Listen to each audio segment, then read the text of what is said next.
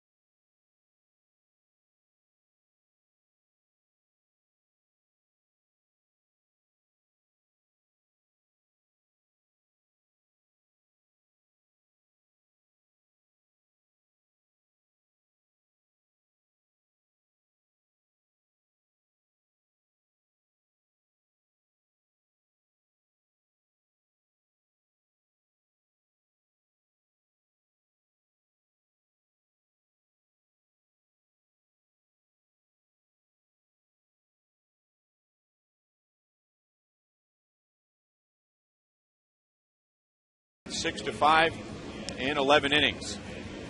And Royals baseball comes to you in high definition, brought to you by Time Warner Cable, where HD is free with digital cable.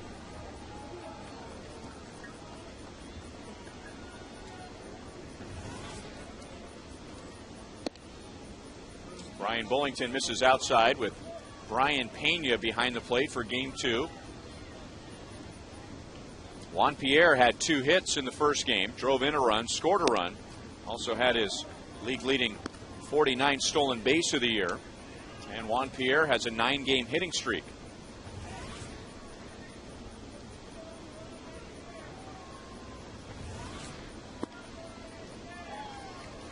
In Game 1, the White Sox scored first in the 4th, added another run in the 5th.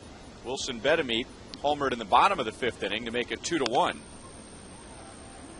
Chop to Betancourt, so he's part of the last play of the first game and now the first play of the second game. As we take a look at the Kia report on Brian Bullington. Well, back-to-back quality starts from Brian Bullington. Will we see an encore tonight?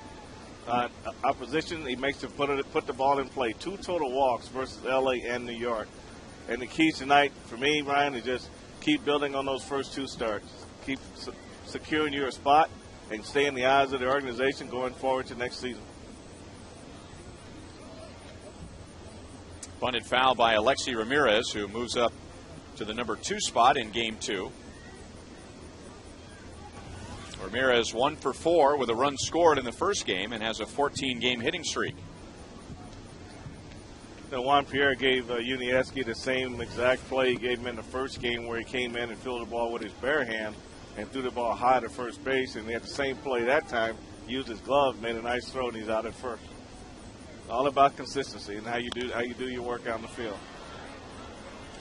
1 ball, 2 strikes on Ramirez. And the M&I Bank White Sox batting order. It's Pierre.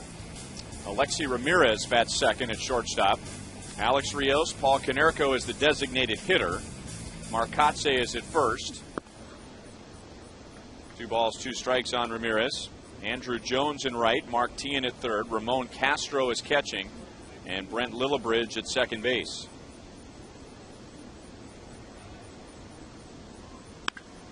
And that's stroked to deep left field. Back goes Alex Gordon at the wall. It is just over his glove, and it stays in. So Alex coming very close to taking a hit away from Ramirez. The White Sox think the ball went over the fence and came back. And Ozzie Guillen is out. And he's going to go talk to third base umpire Corey Blazer and second base umpire Angel Hernandez.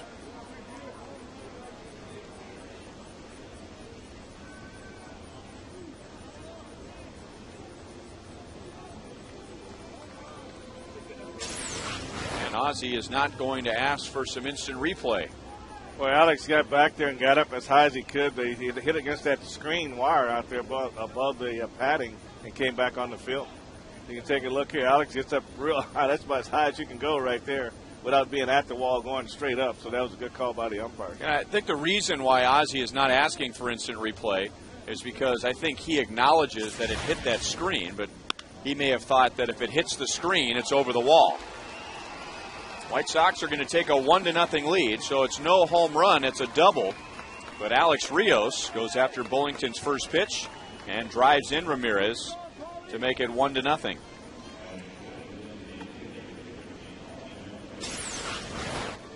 It's a fastball from Bullington right down the middle of the plate, and you just can't throw the ball down the middle of the plate. First pitch to White Sox hitters. They look for this pitch, and Rios does a good job of hitting it back through the middle.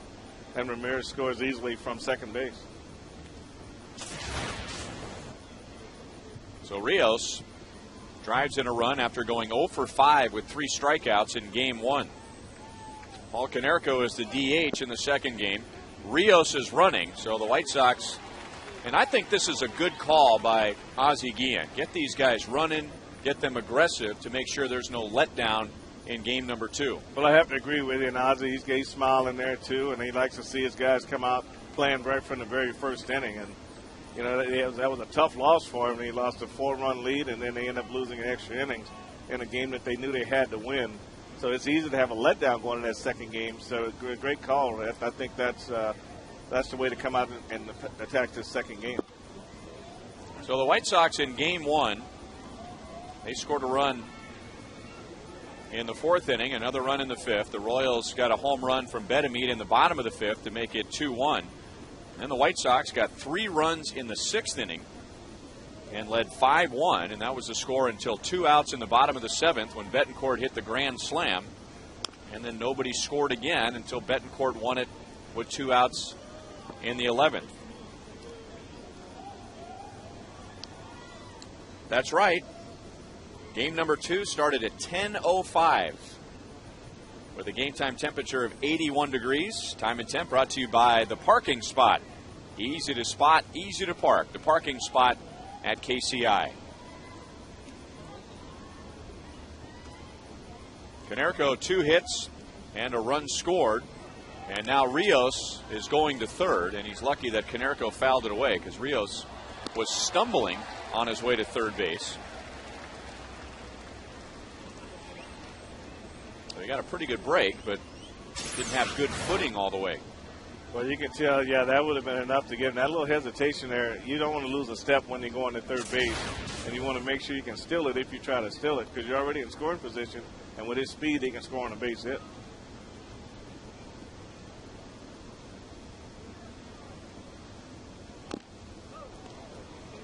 Still 1-2 on Konerko. Let's take a look at the Royals defensively, presented by Suzuki. It's Gordon, Blanco, and Meyer in the outfield. Bloomquist is at third with Betancourt. Chris Getz, the former White Sox, is at second base. Billy Butler at first, and Brian Pena behind the plate. And Brian Bullington making his third start. His first two have been so-called quality starts. Against the Angels 2 starts ago, gave up 3 runs in 6 innings, and then the 8 scoreless innings on Sunday against the Yankees. And that ground ball gets through the left side. Rios had to make sure it got through, so he'll just move up 1 station. And with 1 out, the White Sox have 3 straight hits.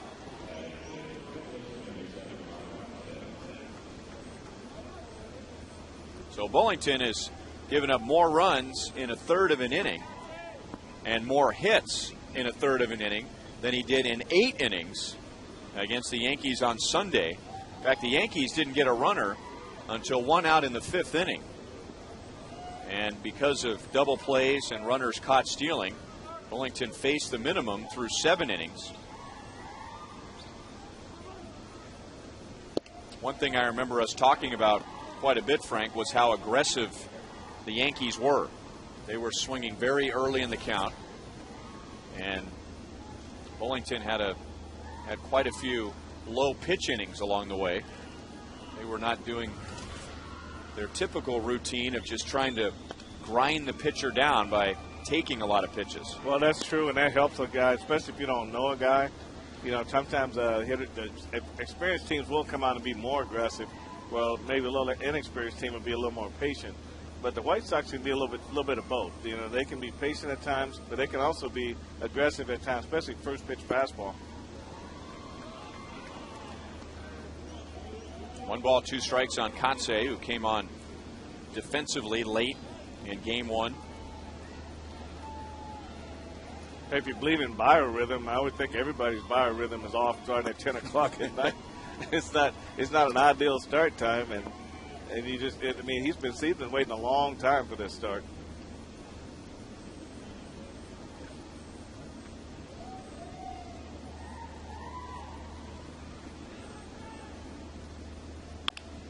Kotsay grounds it to the right side. Getz will get the out at second base, and no double play. A run scores, and Chicago leads 2-0.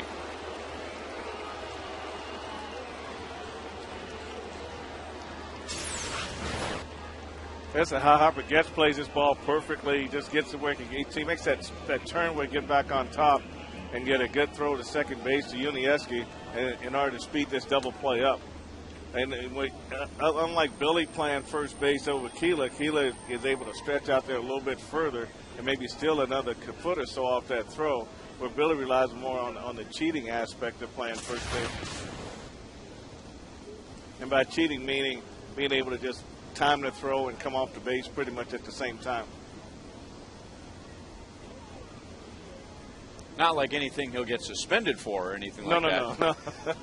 Anything that would keep him out of the Hall of Fame. No, but you see, like Keela was at first base, the balls that are low on the tough plays, he's got the ability, because he's a natural first baseman, he's got the ability to stretch way out, and he can steal a few feet off that throw. And there are some guys you just swear that they are off the bag when the throw comes. And then you look at the replay, and as soon as the ball hits the glove, then the foot comes off the bag. Comes off, right.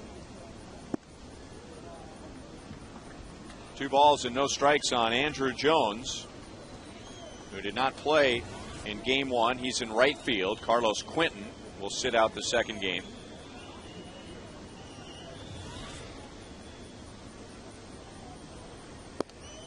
And Jones almost hit by the pitch. So it's a 24 pitch first inning so far. The one thing, when you look at a 24-pitch inning, Ryan, the one thing you look for is location. See if Brian Bulletin's hitting his spots, if he's getting the ball down in the zone. Against the Yankees, he kept the fastball down, and he moved the ball in on the right-handers. He didn't throw many fastballs down the middle of the plate unless there was a sinker down to create a ground ball. And his slider was a good pitch for him his last time out. And now Jones walks. And the White Sox already with 4 base runners. And Bob McClure, who didn't go to the mound once in Game 1, visits Bullington in the first inning of Game 2.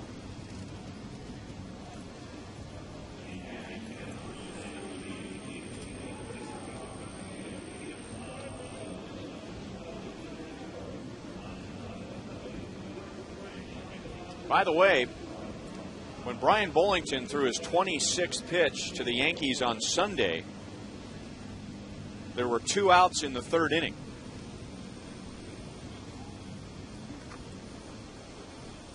I think we would take that about now.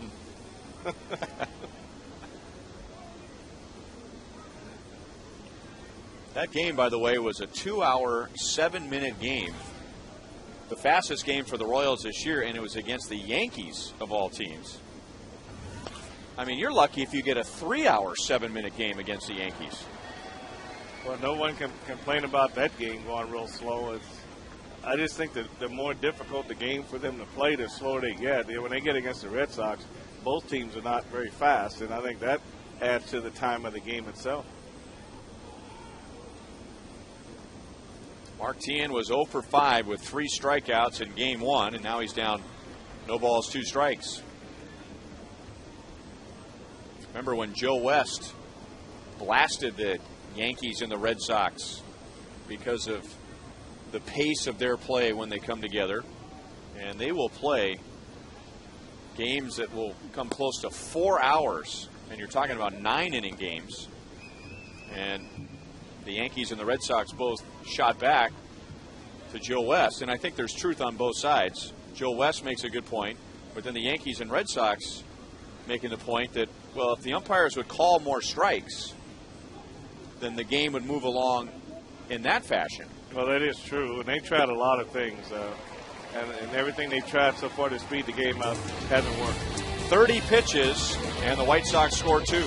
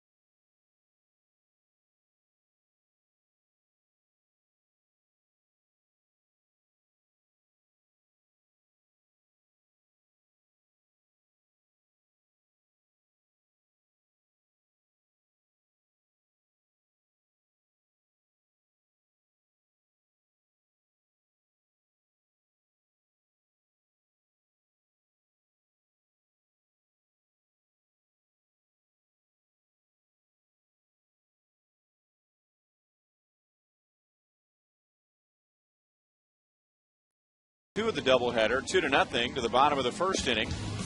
Royals lineup presented by M&I Bank. Willie Bloomquist will move up to the number 2 spot and play at third base. Wilson Betemit will hit third. He's the designated hitter.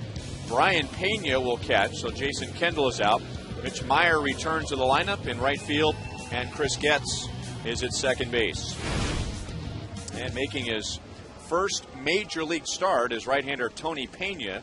Here's the Kia report. He's got to feel like a fish out of water, Ryan. 285 career Major League games, and this is his first start.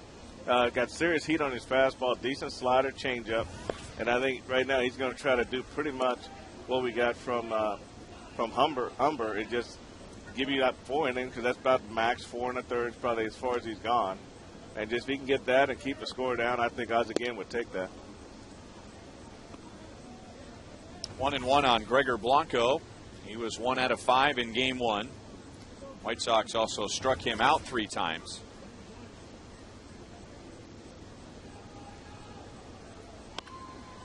One ball, 2 strikes. Tony Pena is originally from the Diamondbacks organization. And he was one of those guys that early in his professional career, they discovered he was using someone else's name. When he was first a pro, his name was Adriano Rosario. That was back in 2002. It was his nephew's name, who was 3 years younger. So they discovered that a couple of years into his pro career.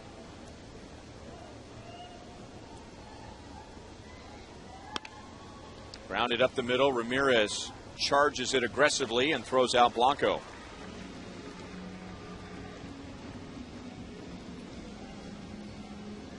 Pena then going to the White Sox in a minor league trade back in July of 2009.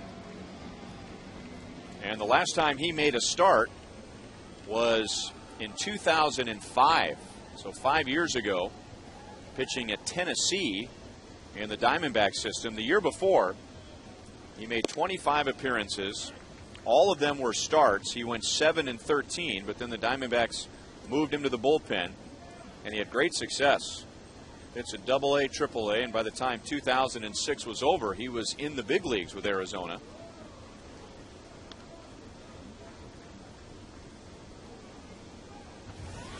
Willie Bloomquist, 1 out of 5 with a run scored, and made a fine defensive play, cutting off a ball in the gap in the top of the 10th inning, making a good relay to Mike Aviles. Mike Aviles getting the throw to the plate.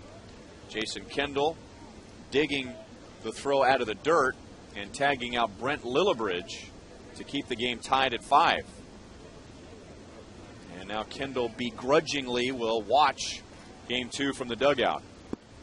You know, and lost in a lot of the action there, Ryan, was that sacrifice bunt by Alex Gordon. I mean, that was a tough bunt. That might be the toughest sacrifice he'll ever have as long as he's in the game.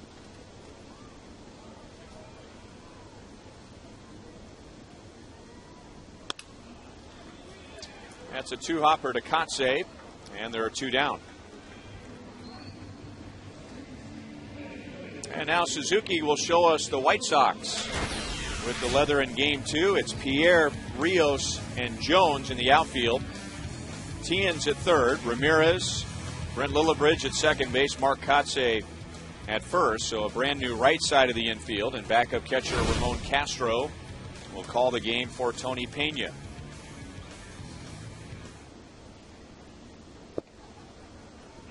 And 0-1 on Wilson Betemit.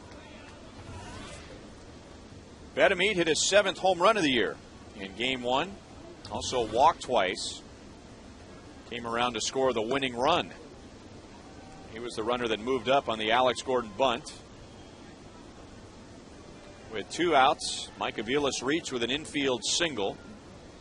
So Betemit was at third when Betancourt singled to center field.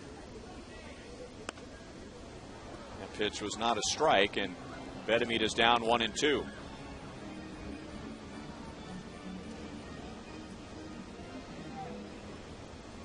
Alex Gordon, the Royals, and all of us learned why the White Sox brought Chris Sale up to the big leagues the same year he was drafted. What a big arm he has. Man. Outside, 2 balls, 2 strikes.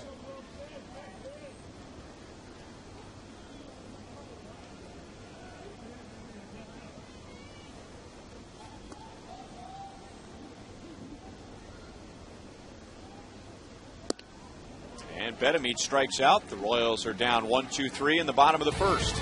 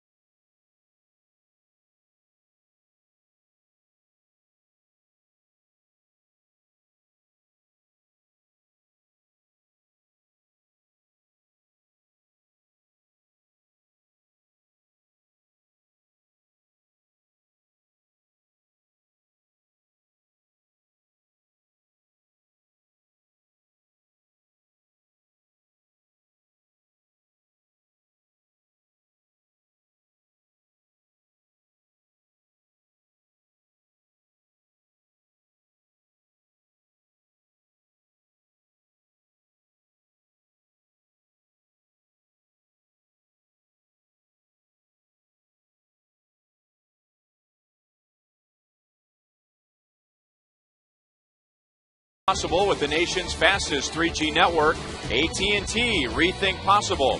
And by Panera Bread, explore a menu of hearty soups, salads, and breakfast items at Panera Bread. 2-0 White Sox.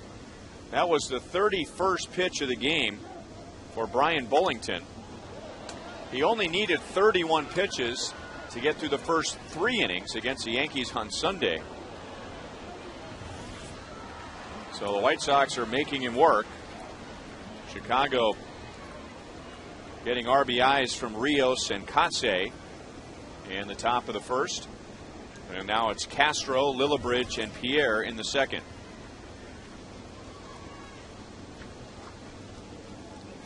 Both teams predictably going with their backup catchers in game 2. And I think they would have done that even if it was just a 9-inning game 1. As it turned out, it was 11 innings for Jason Kendall and A.J. Pierzynski behind the plate.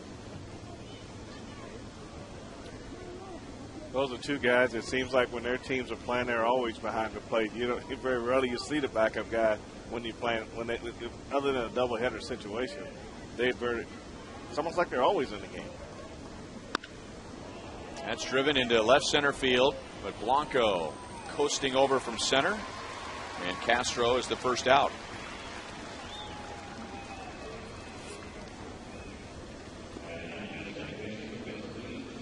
Tonight's number for our Take the Field sweepstakes is 18. And if you'd like to win a pair of replica Royals jerseys, go to foxsportskansascity.com during tonight's game and enter the sweepstakes, including number 18. There's a jersey winner every game. Number 18. Frank White. Al Cowings. Yes. You said Johnny Damon? I did? I thought you did you? Johnny Damon. I'm saying Johnny Damon. Okay. You didn't say it. Okay. That's one I knew you'd probably get anyway. But,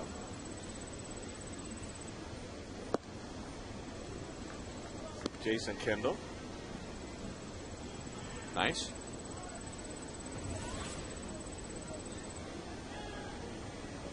It says here Joe Randa was number 18. I remember him as number 16. 16, that's what I remember. Maybe first time up with the Royals, was he number 18? Steve Balboni. That's what it says. Was he number 18?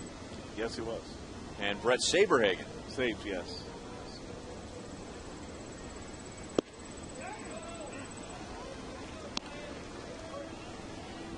Kevin Schenk says Joe Randa in 1995 and Steve Balboni in 1984. So temporarily wearing number 18.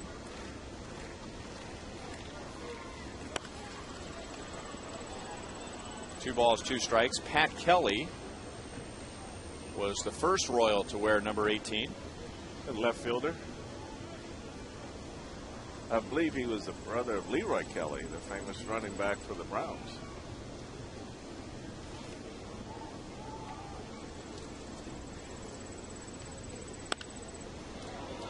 Another hot shot foul ball off to the first base side.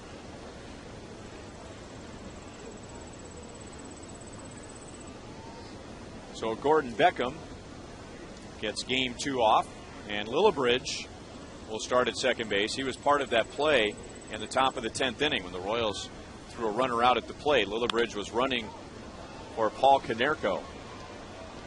And he's also number 18. Yes, he is. Man, you're all over this. I got a little help on that one.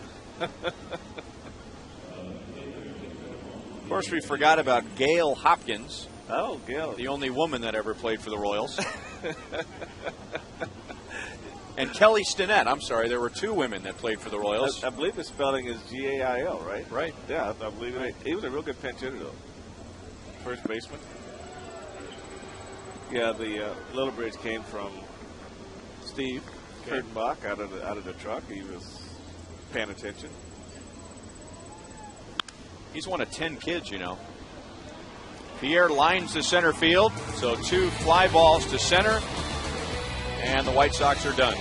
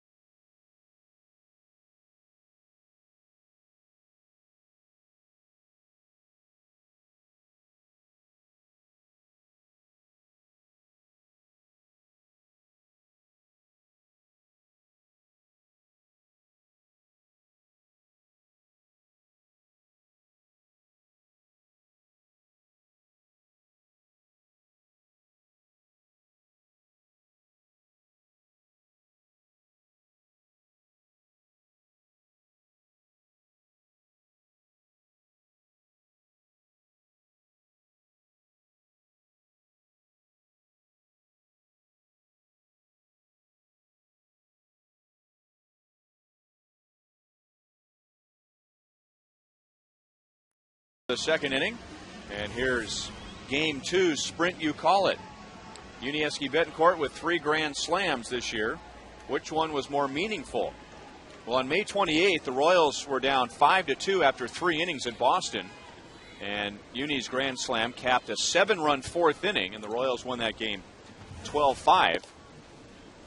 The second grand slam gave the Royals a 5-3 lead on July the 17th against Oakland. Royals lost that game. And then tonight, with the Royals down 5-1 in the bottom of the 7th inning, that grand slam tied it. And then Uni won it in the bottom of the 11th. Billy Butler, Alex Gordon, and Brian Pena in the second inning. Tony Pena got 2 ground balls and a strikeout in the first. 2 balls and 1 strike on Billy.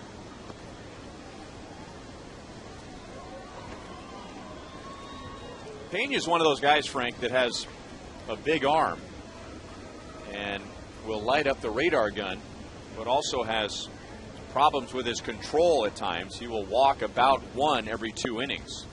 He's behind 3 balls, 1 strike. And you see that a lot with guys who throw hard around and just being able to keep those mechanics together where you can repeat your delivery on every pitch. And it's finding that happy medium. You might be able to throw 97, 98, but you may be more effective at 96, 95. So just finding that comfort zone where you can repeat your delivery and be consistent. 3-2 on Billy. 0 for 4 with a walk and a run scored in game 1. That put an end to his 6-game hitting streak.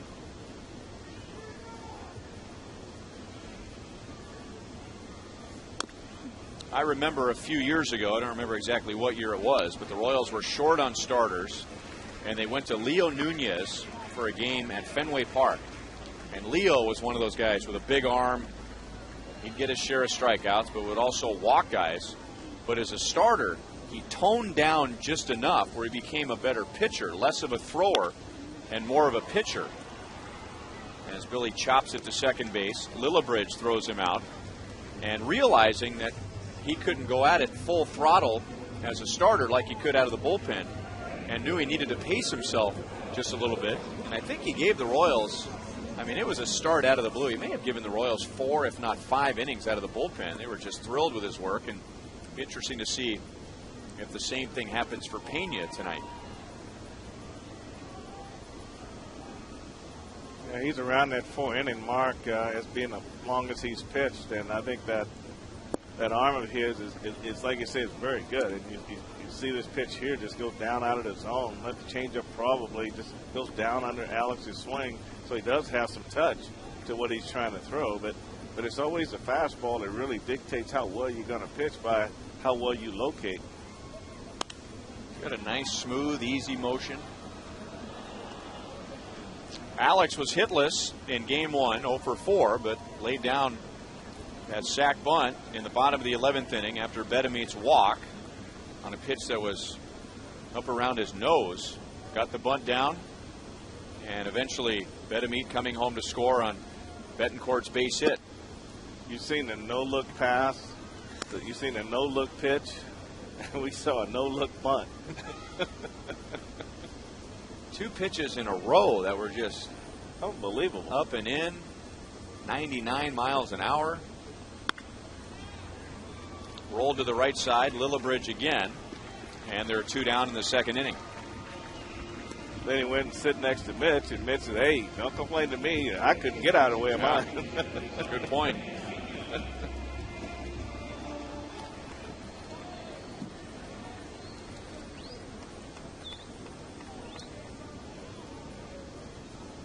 So Tony Pena has set down the first 5, and here's Brian Pena against Tony Pena. Brian is 0 for his last 9. And Tony Pena hits the outside with a fastball at 96.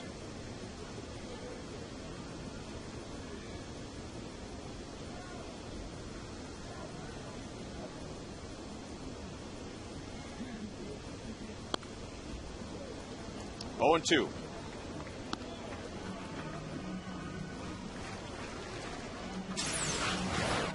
We just see as Chevrolet brings this fast track, Ryan, you can see this ball is really running away. Not many straight fastballs. It's starting to middle of the plate and runs right to the corner. Over the inside, Pena was jumping back, but Rob Drake gives the call to Tony Pena.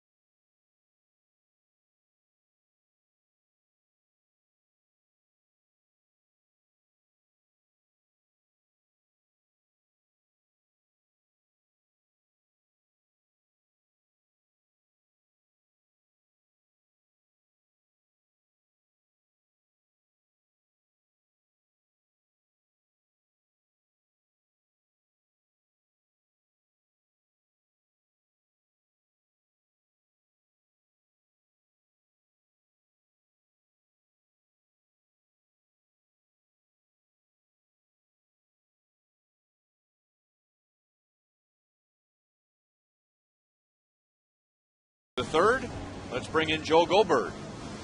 Well, Ryan, Brian Bullington certainly made a name for himself last Sunday here in Kansas City, beating the Yankees, but he's been at it, as you guys know, a long time. Overall, #1 pick in 2002, and he's a smart guy, too. If you see him in the clubhouse, he's always really deep into the crossword puzzles. There's always a few of the guys doing that. He's going to give up the hit there, but he said that he finished 3 years at Ball State, and then he spent the last 3 years trying to work on completing his degree online. And he said the closer he gets, the bigger the question seems to be of what would I do if I wasn't doing baseball, or what will I do after baseball? And he's still not sure. He said he's not 100% sure, but he said he might stay in baseball in a management capacity or coaching. In the meantime, focusing on his baseball career, was playing a lot of golf. He's retired that because he's got 3 young kids at home, a soon-to-be 4-year-old Isabella, and a pair of twins, because twins would usually be a pair, right? Jack and Good Matthew, call. who are, thank you, I knew you'd be all over me for that.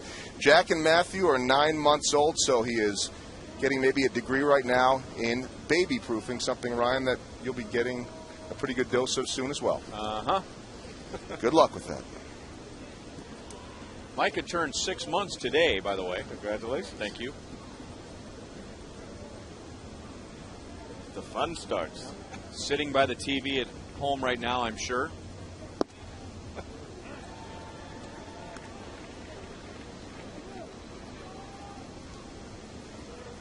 Alexi Ramirez with that base hit is 2 for 2 and now has a 15-game hitting streak. And Alex Rios at the plate. He drove in the White Sox first run in the first. And then he came around to score on Hatsei's fielder's choice. Ramirez had an awful time in game 1. He was 0 for 5 with 3 strikeouts.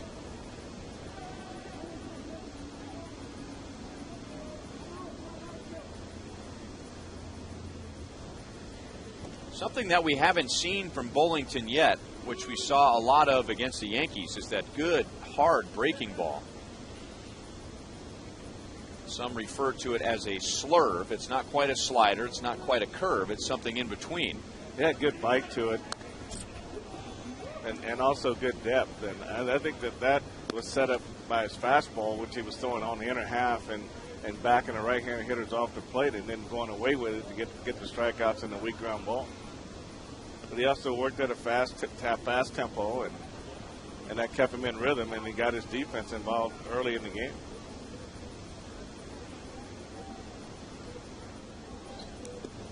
Ramirez was running on the last pitch. He has swiped 8 this year. We told you in game 1 that White Sox wanted to be more of a running team this year, and they have. Only the Tampa Bay Rays have more stolen bases than the White Sox. But at times they have paid the price for all that running because the White Sox have been thrown out more than any team in the major leagues. So at times gaining a base, at times making an out on the base.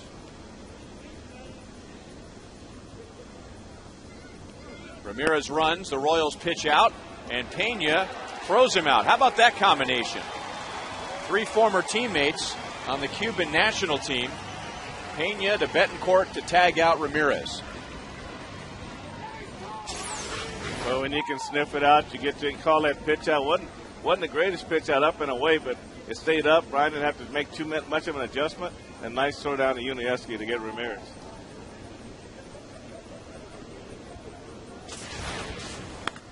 And now Rios lines it to left field and right at Alex Gordon, 2 down.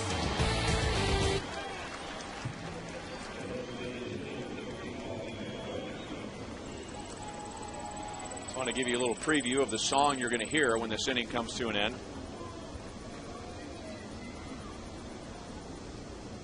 Actually, I can name that tune in 4 notes.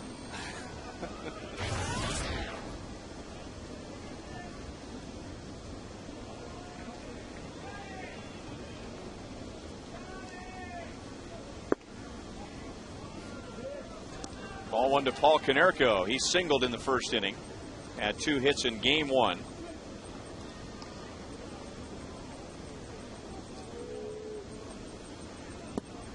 And Bullington drops down a little bit to get some extra movement.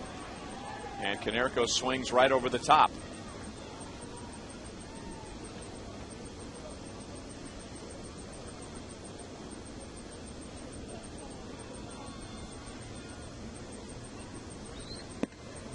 He's just not quite getting the movement on that slider. No, I think that's just the thing that's giving him trouble now, Ryan, is just location. You know, they just overthrowing it down. It rides up a little bit. His changeup really is not, doing what he wants it to do either. Look out.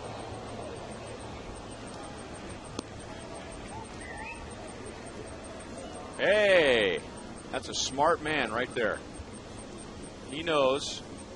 And if he catches a ball, we're going to put him on TV, and he knows that number 20 is up here in the booth. His cell phone will be ringing here in a minute.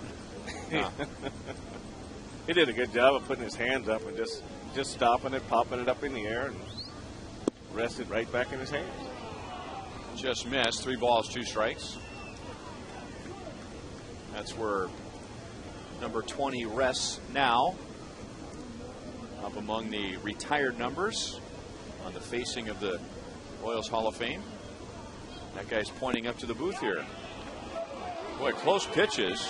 And Brian Bullington not getting the calls.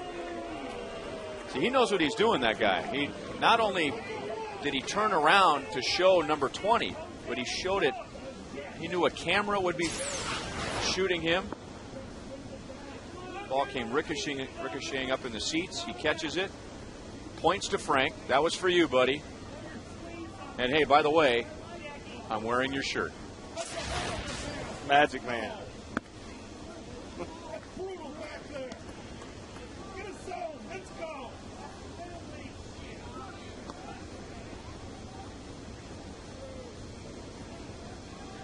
Not sure if he came to the game with those guys in the row in front of him, but either way, they're going to hear all about it.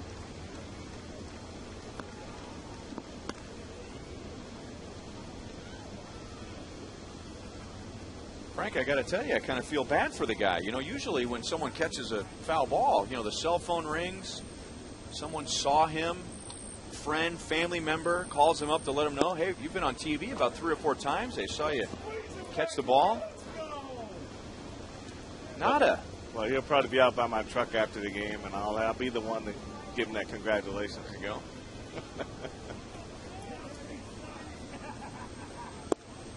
3 balls and 1 strike on Kotze. He drove in a run with a fielder's choice in the first inning. Kotze came on defensively late in the game in game one after the White Sox ran for Paul Konerko. Big swing, he missed it. 3 balls, 2 strikes. I don't know if I've seen a good hard slider from Bullington yet. It's been in the dirt, down and away. But it hadn't been in that zone where the hitter would want to chase it. Now this is where he would throw it. Last Sunday he would throw it underneath the swing. And then he goes with a fastball right there out over the plate down. And that's always going to be a base hit or a ball at the, not a base hit, but that's always going to be a ball that the left-handers are going to swing at automatically. So with Konerko running on the 3-2 pitch and 2 outs, Kotze gets him over to third. And that brings up Andrew Jones. This fastball just runs right back out over the plate and very hittable. You know, that's really a strikeout time. That's when they want to throw the slider down underneath the swing and go for the strikeout. But this fastball is out over the plate. Nice average, Andrew. Nice average, 210. You're batting 210. Hits the outside corner with strike 1.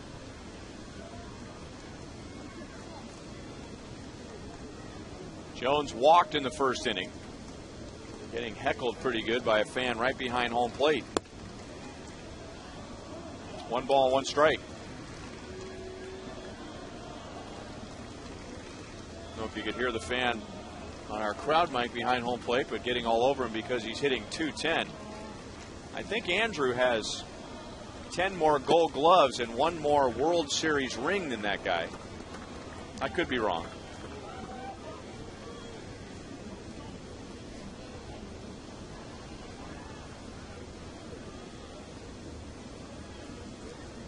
I didn't know they had hecklers in the crown seats. That's an awful lot of money to pay to sit and scream at ball players. Somebody must have let him use their seats tonight.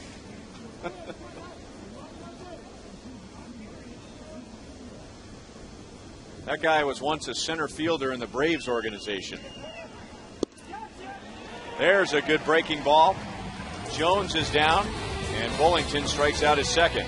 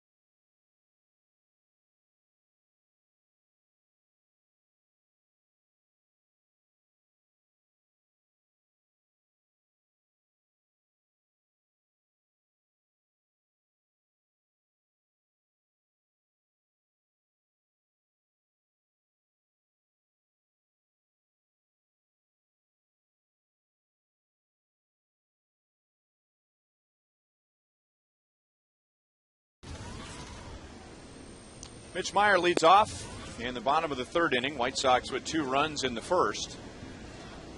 Royals have sent 6 to the plate, and Tony Pena has retired all 6. Mitch Meyer playing for the first time since Thursday's game, final game of the Cleveland series. He came out late with stiffness on the left side of his neck. And they went back to a violent home plate collision that he had with Indians catcher Chris Jimenez in Wednesday's game. So it went back to its football days.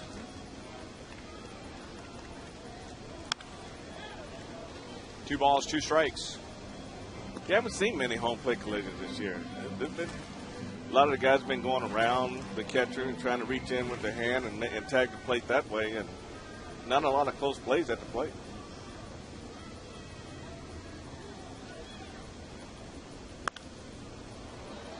Still two balls, two strikes. Mitch was not in game one. Willie Bloomquist played right field. And Willie is at third base in the second game.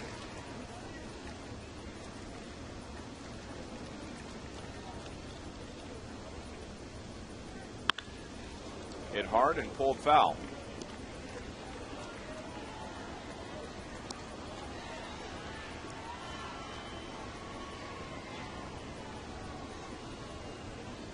Speaking of Thursday's game that Mitch came out early from, one good thing that came out of the rainout yesterday might be the Royals distancing themselves even further from that loss on Thursday to the Indians. And that was a question going into last night's game. If we had played before the rainout, how would the Royals bounce back after that disappointing loss on Thursday? Well, they did a good job bouncing back, Ryan. I tell you, he played aggressively, and I think that's all that Ned Yost wants to see the club do right now, is just come out and play hard and play fundamental baseball, and that's part of the evaluation process as we go forward to the end of the ball season.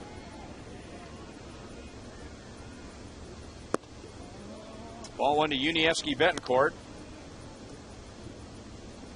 All he did in game one was hit a grand slam with 2 outs in the 7th inning to tie the game at 5, and then win the game with a single with 2 outs in the bottom of the 11th. Well, Unievsky's having a big night, Ryan. I tell you, this is what baseball's all about. You get a different star every night, and he's taking a lot of heat on his play, his overall ranking as a shortstop. But tonight, he was the star for the Royals. 5 RBI in the first game, grand slam, game-winning base hit up the middle. Also had a double. He drove in 5. That gets him to 60, which is 7 shy of his career high.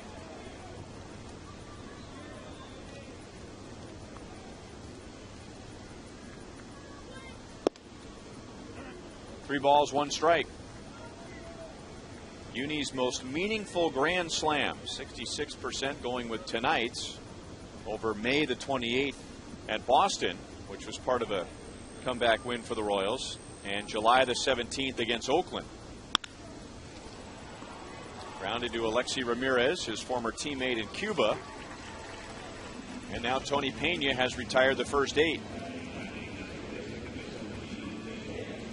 Maybe the fans that are voting for the game against the A's, which the Royals eventually lost, were impressed that Uni hit the grand slam off of Trevor Cahill, based on what Cahill did to the Royals on the last road trip. Well, that may be true. I'd say I agree with tonight. You got a doubleheader. You got to win game one and to avoid possibly being swept. And I think that's a huge game for the Royals to win. First game of doubleheader to me is always big. Chris Getz sat out game one. That's hit hard to center field, but Rios is there, and it's 3 perfect innings so far for Tony Pena.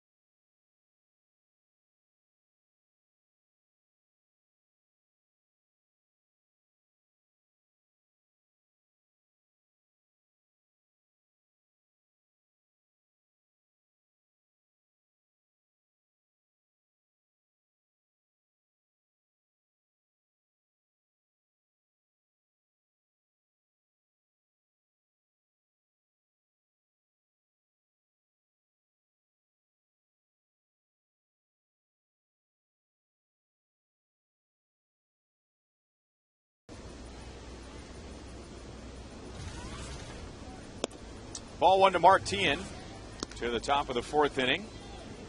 White Sox 2 runs coming in the first. Teahan struck out to end the first inning. And this has not been a pleasant return to Kauffman Stadium for him so far. He is 0 for 6 in the 2 games with 4 strikeouts, and now some lights just went out. Looks like a bank of lights over on the high first base side. And this is plenty of light to play tonight. So looking at that bank of lights there, Frank, it looks like every other section is out. If they stop the game because of this, then I will be convinced that Joe West doesn't want to play this series. I mean, after he started last night's game, knowing that the rain was coming, burning out 2 starting pitchers, we played a half of an inning plus 2 batters and got rained out, shuffling everyone's starting rotations just to get ready for this series. And every single player that's standing on the field right now has played in way worse lighting in the minor leagues than this. I know I have. I've managed in worse lights than this too, Ryan. And you could probably just play off the light of the jumbotron of the big board out there. Now that'll give you enough light. I mean, this is lighter than Oakland is when all the lights are working. That's right. Crown Vision, that'll give you enough light to make up for the lights that are not on. But there's plenty of light to play this game.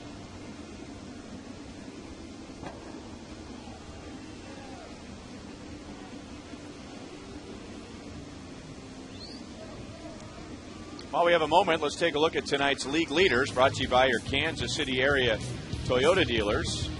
Royals improving to 8-4 in extra inning games by winning game 1 tonight. Look at the best team in the American League, the Baltimore Orioles, who have the worst record in the league. They're 11-4 in extra inning games.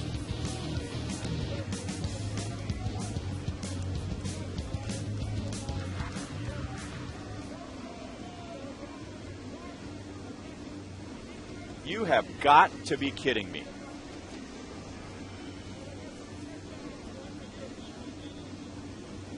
Come on, Joe. This is unbelievable. I mean, if we would have started the game with these lights, nobody would have noticed a thing.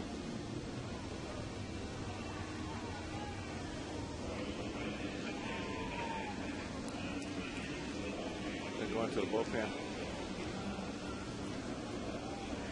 Ground crew guys are headed to the bullpen right now. To do what? I think everybody's going to sit and relax until we find out what Joe West is going to do about this lighting situation.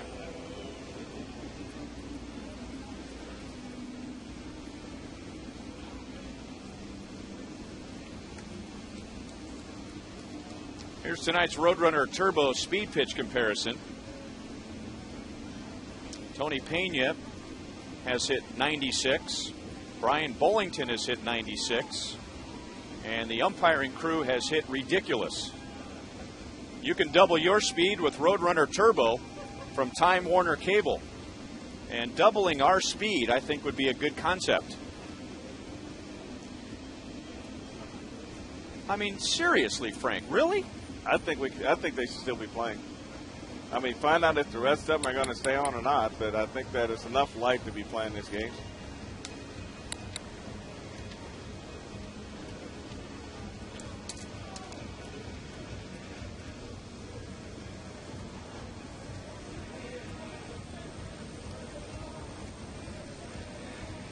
The fans are chanting, "Let's play ball." Apparently this power outage has nothing to do with anything on the other side of I-70.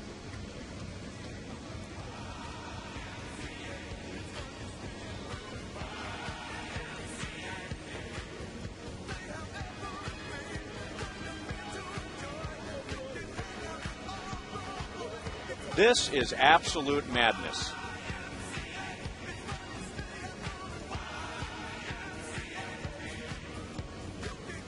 That's Renee Van Landingham of the Royals Stadium operations. So she's down there to Tell Joe West what's going on with the lights.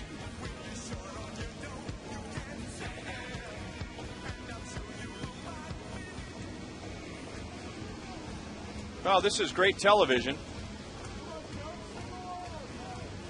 Now Joe is going to amble his way back out to the field. And look at the lights. I mean, let me ask you a question, Frank. Look at... No kidding!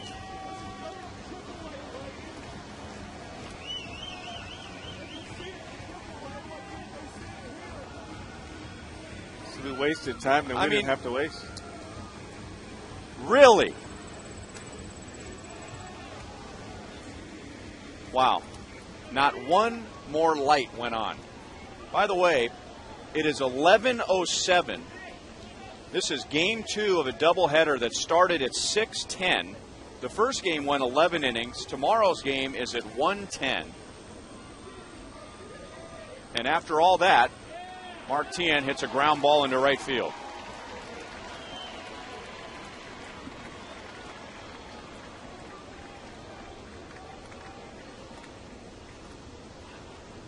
So, in a strange twist, Mark Tien strikes out 4 times in his first 6 at-bats with full lighting.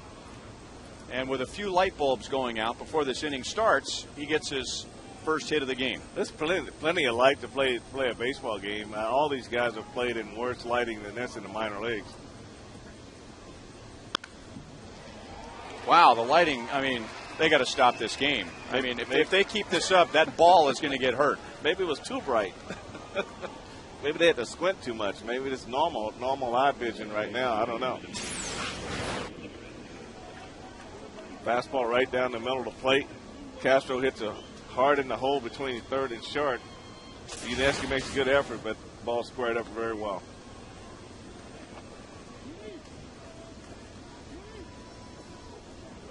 So 2 on, nobody out for Brent Lillibridge. The Royals think he's going to lay down a bunt. He has not laid down a sacrifice bunt so far this year, but Butler way in at first. And now here comes Bloomquist down from third. And Lillibridge takes strike 1.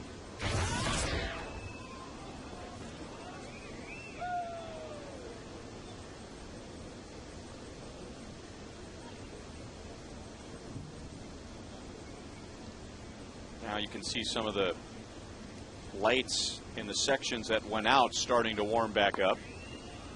Bunted foul, and now Lillibridge is down, no balls, 2 strikes. And Lillibridge is doing everything he can to get a bunt down.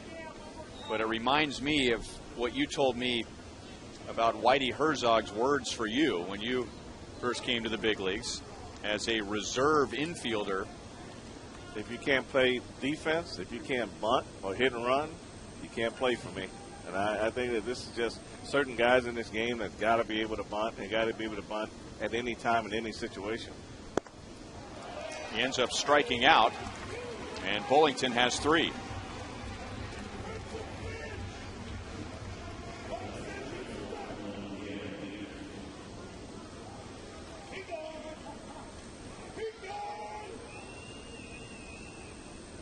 And now the top of the order in Juan Pierre, who is grounded out to short and lined out to center field. 9-game hitting streak for Pierre. He extended that in game 1 with 2 hits.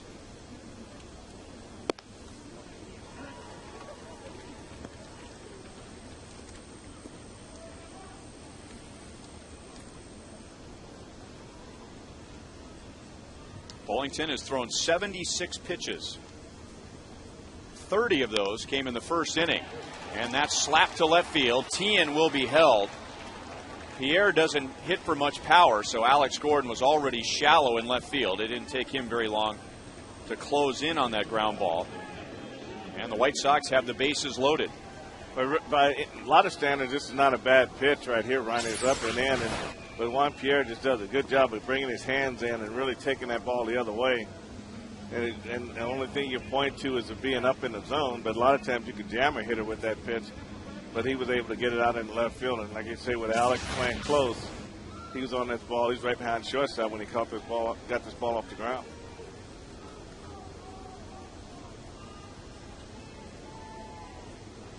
And here's Alexi Ramirez, who has 2 hits already. Doubled and scored in the first inning, and then he singled in the third.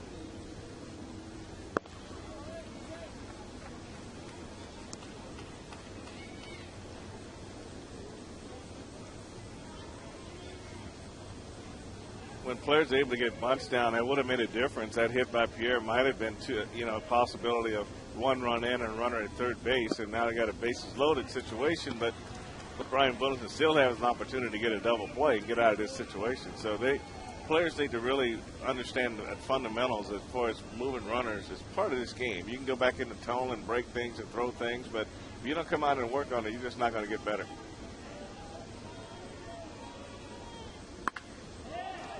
Line to left field, hooking to the line. Alex dives and makes a spectacular catch. A run will score, and the Royals are going to appeal at third base. Home plate umpire Rob Drake says that Tian did not leave early. But a tremendous play in left field by Alex Gordon.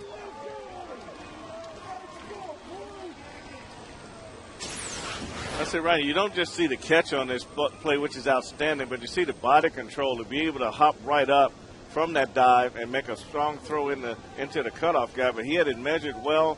Here he is. He pushes himself up. He's right on his feet, and that's an outstanding play on two fronts. Getting to the ball, making a catch, and just not being able to lay on the ground there, but just pops himself up and gets the ball back to the infield. I talked to him before the game. I said, Alex, what's the toughest thing so far about playing left field? And he said, reading the ball off the bat. That's the toughest thing, knowing, especially the ball is right at you. So he had a good look at that one and did a great job with the angle and making a great catch. I'm not suggesting that Alex still doesn't need to work on some things in left field and that he's going to be winning a Gold Glove anytime soon, but I can't think of one time where he has looked uncomfortable and out of place in left field. I agree. I guess the one thing that I would look at, maybe it's a ball that's potentially over his head off the wall, just recognizing when to let it go, come back, play it on one hop. You know, you saw a couple instances in Seattle where he got better at that. And the ball's in the corner, just knowing where you can beat the ball to the corner or not, or take a different angle, let it concede the double, and move up and just make sure it doesn't get by. So just little technical things that he has to continue to work on, but it's definitely getting better. Rios fouls it away. Still 1 ball, 2 strikes. Alex did make an error on his first chance as a big league outfielder, and that was in right field in a game at Yankee Stadium. But it wasn't an error because his feet got tangled up or he made a bad throw. He just simply dropped a ball trying to play it off a ricochet against the right field wall. Rios strikes out. That ends the inning. The White Sox get another run, but only one thanks to the great play in left field by Alex Gordon and Joe West letting us play.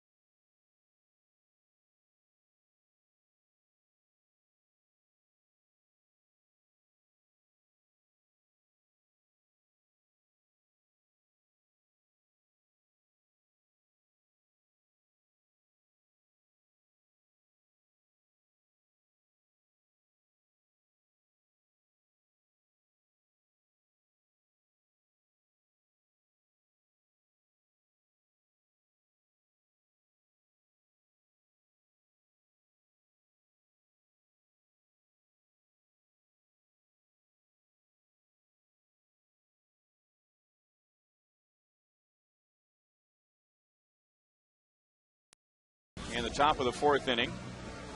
And those lights are now in full effect.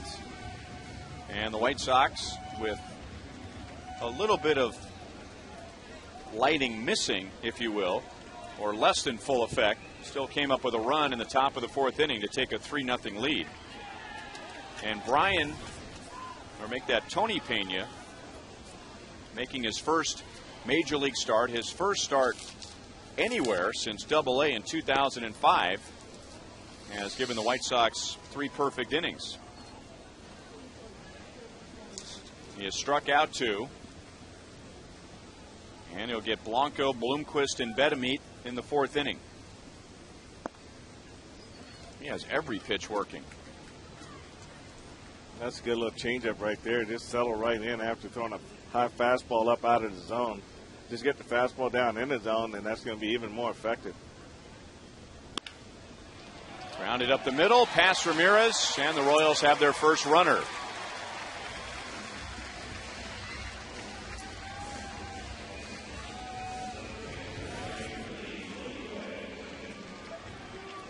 And now we'll see how Pena does working out of the stretch. Out of the stretch. This is a fastball that ran back out over the plate. Blanco stayed with it and back through the middle. And they did a good job staying through this ball. He didn't try to do too much with it. Just got it, chokes up, slaps the ball hard, back through the middle, left field. Nice swing.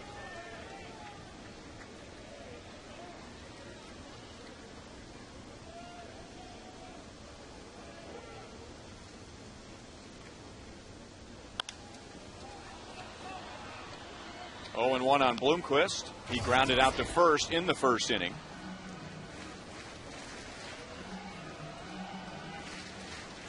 Well, the White Sox getting 2 in the 1st, coming off a disappointing loss in Game 1. They went running at the Royals right away. Let's see if the Royals counter with speed at first base and generally a good contact man at the plate. Blanco is running, and Bloomquist grounds it into right center field. A perfect hit and run, and the Royals have runners at the corners and nobody out.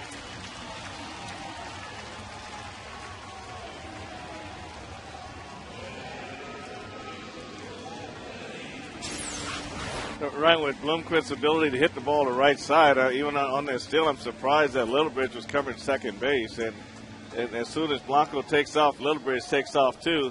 And that can't happen. You got to face yourself close up to the bag that you can kind of let that ball get in the hitting zone and then be able to make the catch and take the throw at second base. A lot of guys are too far off the base. As soon as that guy at first break, they break, and that hole is wide open. And Willie did a great job of manipulating the ball through there.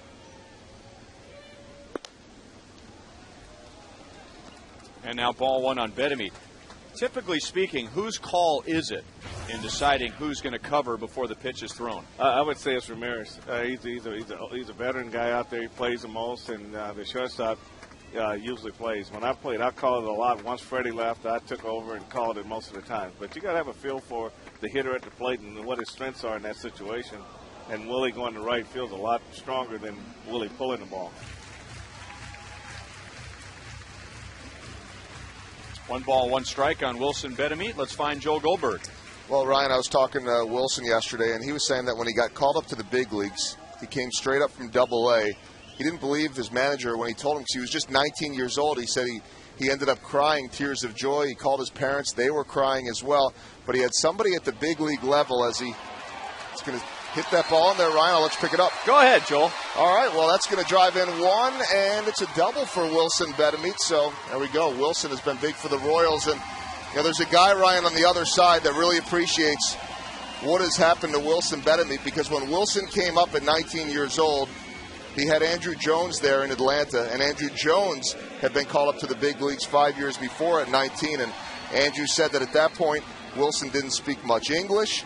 He said he was just a young kid, didn't say a whole lot, very shy. So Andrew Jones said he took care of him, bought him a bunch of suits, bought him a lot of meals, and he said all these years later now, very proud of what Wilson Bedemeat has been able to do at the big leagues.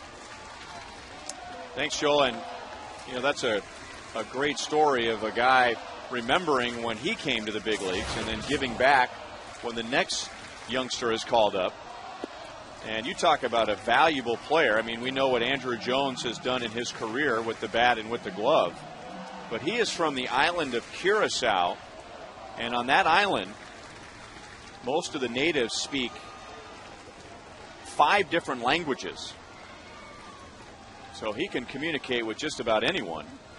Billy gets it through the left side. It's a 1-run game. Vetemite will be waved home, and Pierre's throw will be cut off, and the Royals have tied the game in the 4th inning.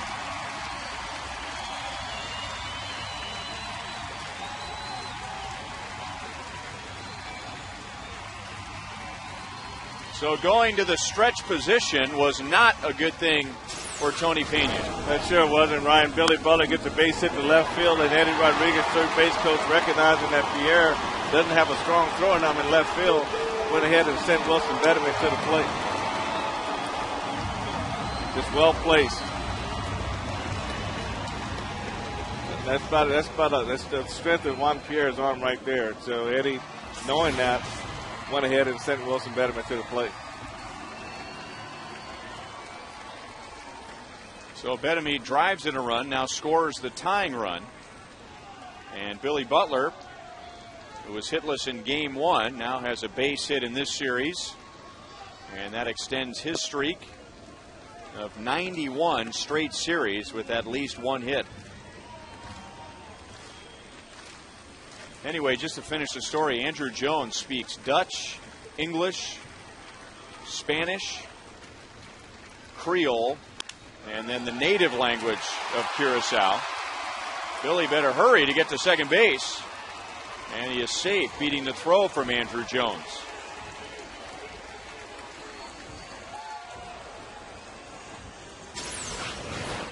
Yeah, you see Billy coming off first base here. He hits a line drive, and Billy stops.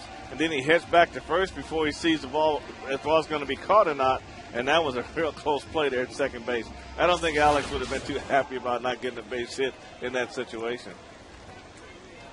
But that is a great story, Ryan. I know when I came to the Major Leagues, John Mayberry was my first roommate, and he basically said, on the road, I'll buy all the meals and you do all the tipping. And that was good for me. And then the next year when Al Collins came up, then I did the same thing for him. So you sort of pass those things on down the road as you learn this game.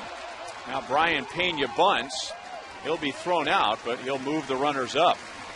So after retiring the first 9 hitters, Tony Pena then allows the next 5 to reach, and the only out that he gets is on a successful sacrifice bunt.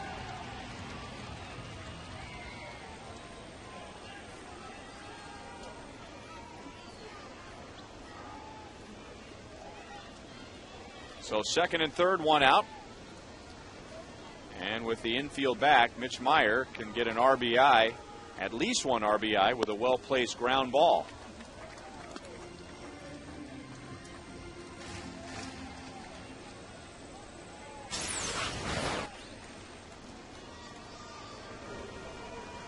Brian Pena being congratulated, getting a hero's welcome. And apparently he left Gregor Blanco hanging because Gregor's chasing him down saying, hey, what about my high five? That was kind of like the hello. Hello. Did you forget me? Yeah, what about me? I got this inning started with a single. I think Brian right now, as tough as things have been for him, is just excited he's been able to do something and really help the ball club, and getting that sac bunt down is big in this inning. Left field, and this should be deep enough to get Billy Butler to the plate, and the Royals take a 4-3 lead. So they didn't have a single runner in the first 3 innings, and now they come up with 4 in the bottom of the 4th, and that shot sums it all up for Ozzie Guillen so far tonight. Well, I mean, he's got to be in a little bit of a shock, Ryan. I mean, he had a 5-1 lead and lost that with 1 swing, and here he had a 3-0 lead. It looked like his pitcher, Tony Pena, is in control of the game, and all of a sudden it goes into the stretch, and there's 4 runs on the board, and he's losing the ball game. So he can't figure it out. And I would probably pay to hear what's going through his head right now. Well, it's got the makings to be a very colorful post-game press conference.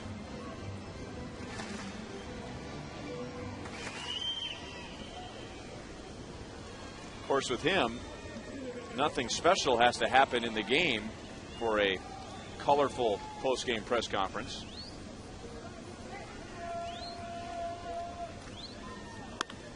Betancourt grounds it to Tien, and the throw is in time, and that ends the inning. The Royals' first 5 reach, 4 come around to score to take the lead.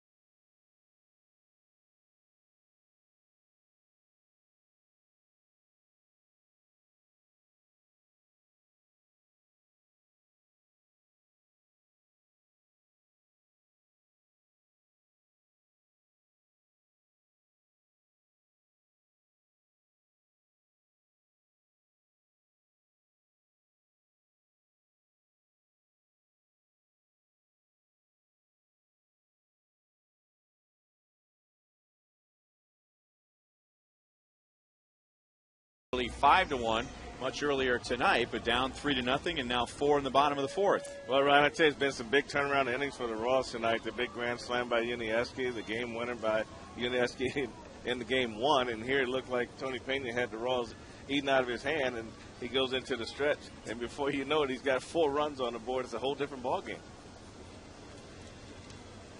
So now Brian Bullington pitches with the lead. He has thrown 85 pitches in just 4 innings. And the bulk of those coming in inning number 1 when he threw 30. Paul Konerko is the DH in game 2. He's reached twice with a single and a walk. Ahead in the count, 2 balls, no strikes. Mark Kotze on deck. And after him, it's Andrew Jones.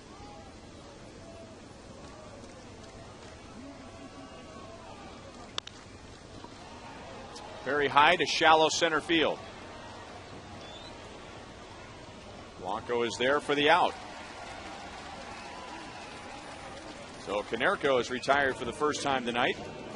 And Brian Bullington is just 2 outs away from qualifying for the win.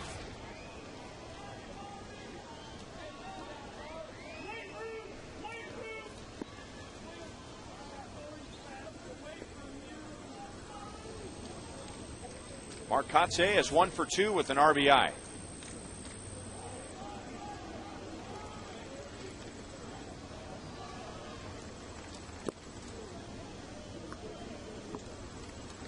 White Sox with 2 in the first and 1 in the 4th. And just like in game 1, when they thought they had a comfortable lead, the Royals came right back with a big inning. 2 up, 2 down in the top of the 5th. Royals scored 4 runs in the 7th inning of game 1 and now 4 runs in the 4th inning of game 2. Well, Billy makes a real nice play here going to his right, and he just kept his momentum going and hit Bullington full stride, chest high. That's the way that play is diagrammed.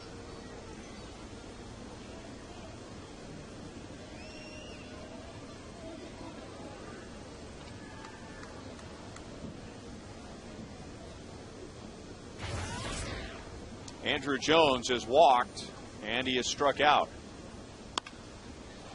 And that's hit And to right center, Mitch Meyer is there. And that's what Brian Bullington needed. The Royals just scored him 4 runs, and he has a 6-pitch 5th inning.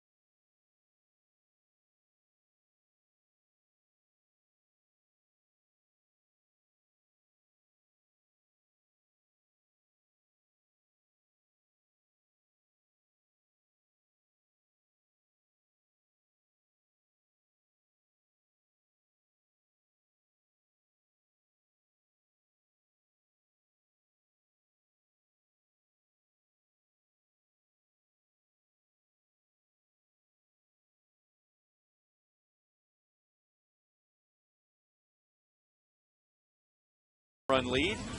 And here's a look at the Game 2 AT&T trivia question. Who are the 3 players to win the Royals Triple Crown since 1990? That's just with the Royals. No one has won the Triple Crown in the American League, I believe, since 1967. Wasn't Carl Yastrzemski the last? Well, Frank, we always begin in the house, but it's not me. Mark Teahan has left the field after taking some ground balls. Maybe he needs to get a new glove, or maybe he's going to come out of the game. Well, that was going to be one of my guesses for the trivia question. Yeah, he didn't jog off the field like he was going to get his glove. Usually one of the ball boys will do that for him. It makes you think that might be it for him tonight. So Mark Teahan will come out. Brent Lillibridge is going to go from second base to third base. And Gordon Beckham, who started the game at second base in Game 1, is going to come out, and he should get a chance to at least warm up his arm.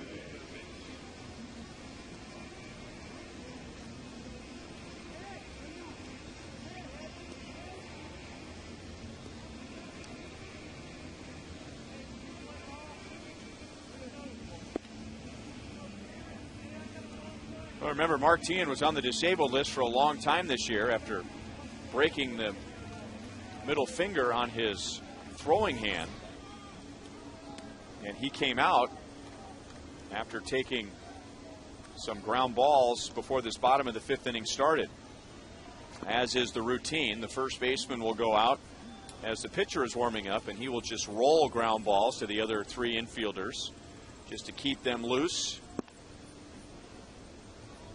Field a ground ball or 2, make some throws over to first base, and that's when Teahan walked off the field. Wonder if it had anything to do with that finger that was that he took the ball off of that caused him to miss so much time.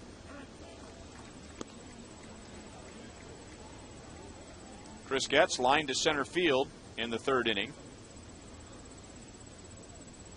And at that point, Tony Pena had retired all 9 batters. Ramirez to the middle and throws him out. And then, when it looked like the Royals might have a long night against Tony Pena, 5 straight reached in the bottom of the 4th, and 4 came around to score. Who are the 3 players to win the Triple Crown for the Royals since 1990? I'm going to say Mark Teahan in 2006 is one of them. Mike Sweeney would have to be one of those guys, probably. Wow. No. We're both wrong. Yeah. Al Broughton, associate producer, has figuratively thrown us a curveball with his trivia questions tonight. Lured us in with the in-the-house theory. Well, he got us on the Albert Bell. Yeah.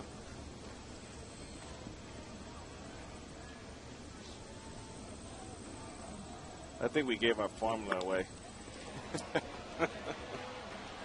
Rios runs into right center field to make the catch. So Blanco is 1 for 3, and there are 2 down in the 5th inning. And Tony Pena has now gone 4 2/3 innings. That's his longest outing of the year. He had gone 4 1/3, but that was out of the bullpen.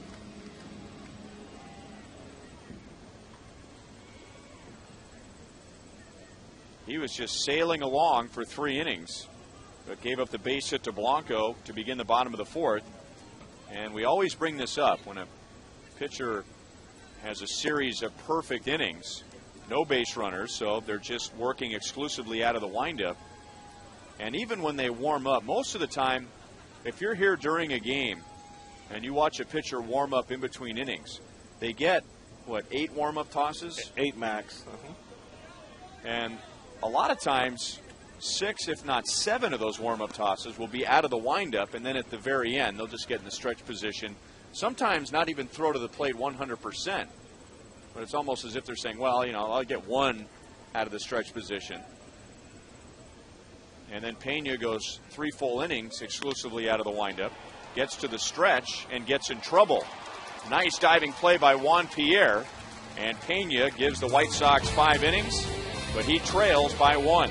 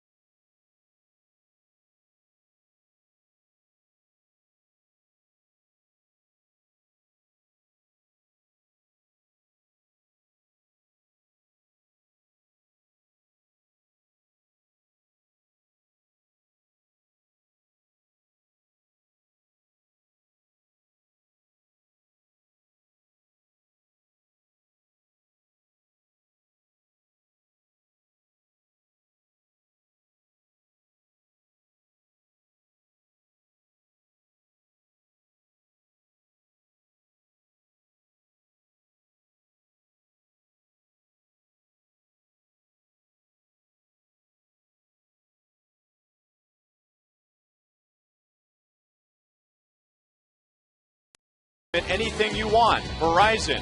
And by Chevrolet, come see for yourself why 1,000 people a day are switching to Chevy. See your Kansas City area Chevy dealer. 6th inning at 20 minutes to midnight. And Gordon Beckham fouls the first pitch away from Brian Bullington. Beckham came on defensively in the bottom of the 5th.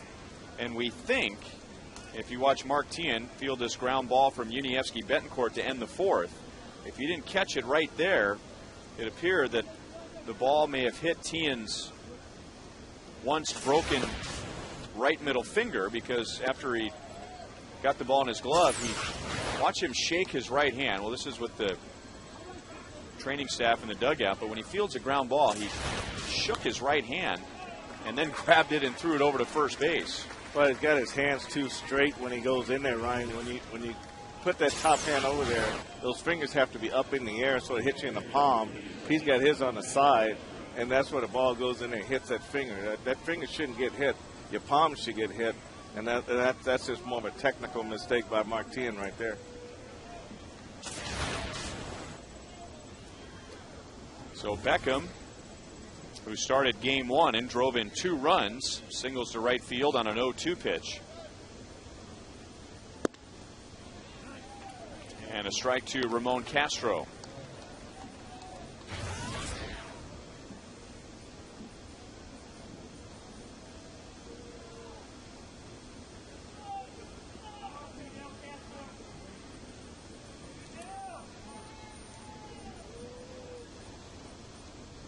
And the ball gets away from Billy Butler.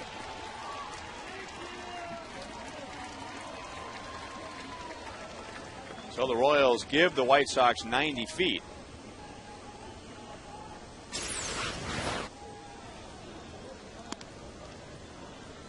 This is one of those plays, Ryan, where you're expecting the ball to be to your backhand side, and it's up to your left side, and Billy's got to come off the base and try to make that play. The short throw over there, it's a very difficult play to be expecting the ball in one spot, then go against your body and try to catch a ball up behind you like that.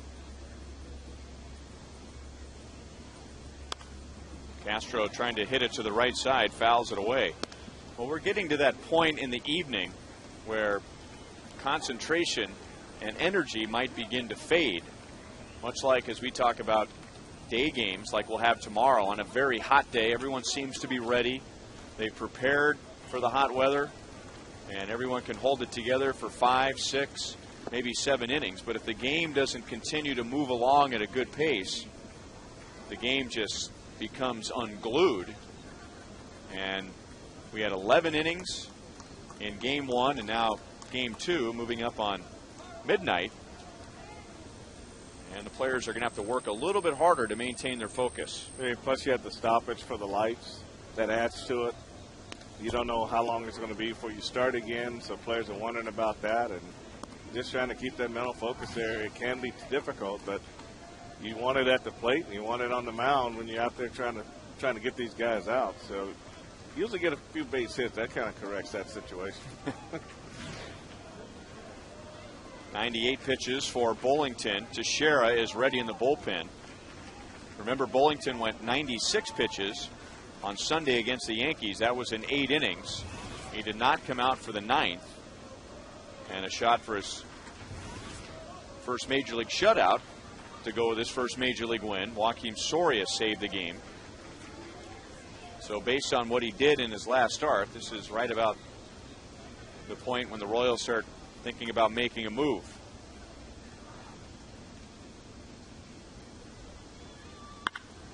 Driven into deep left field. Bullington left a slider out over the plate, and it cost him 2 runs.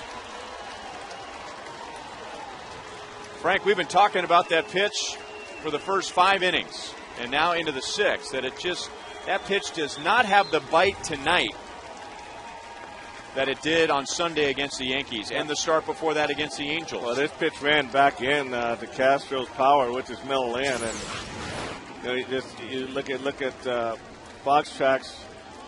Taco Bell brings us this shot on Fox Tracks, Ryan. You can see where he tries to get under this ball and try to get it to go, and it just backed up right into Castro's swing and right down the line, and he really got all of this ball.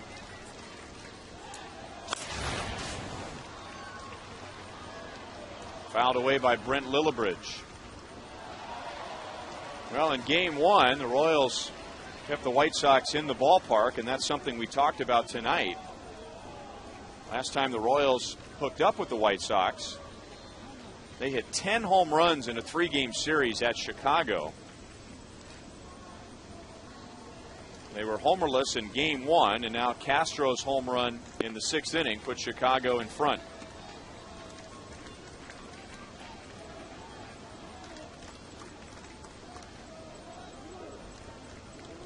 That's 17 home runs for the White Sox against the Royals this year, but only 3 of them in Kansas City. The other 14 have been hit in Chicago. Well, they're a team that really takes advantage of you when you pitch up in the zone, whether it be breaking ball or fastball. they got guys that can turn that fastball around that's up in the zone. And really Bullington, the one area that you might point to overall is just that consistent control that he had against the Yankees in his last start is not quite here today. And another 1-2 pitch is hit hard to left field. This one stays in the park. Lillibridge has a double. All three hits have come with Bullington ahead in the count. Beckham was down 0-2. He singled. Castro was down 1-2. He homered. And now Lillibridge down 1 ball, 2 strikes. He doubles. And that gets Ned Yost out of the dugout. And we'll get Kanekoa Teixeira out of the bullpen. So a Chevy call to the bullpen. Royals are down by 1 in the 6th inning.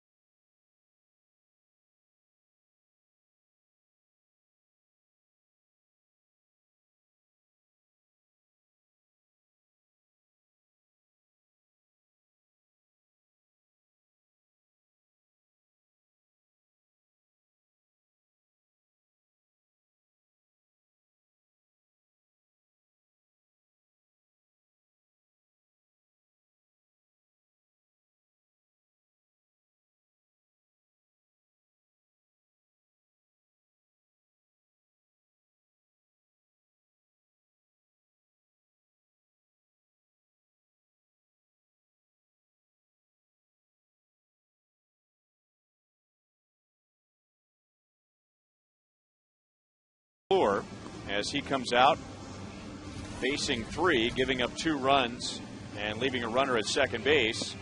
And Kanekoa Teixeira, who is originally from the White Sox organization, he'll come on with a runner at second and Juan Pierre at the plate. Teixeira in 2006 was taken in the 22nd round by the White Sox. He is from Maui, Hawaii, but was drafted out of a junior college in California and then was traded to the Yankees in 2008, right before the 2009 season. And that was a deal that involved Wilson Betemit. Teixeira and Nick Swisher going from the White Sox to the Yankees. Betemit going over to Chicago.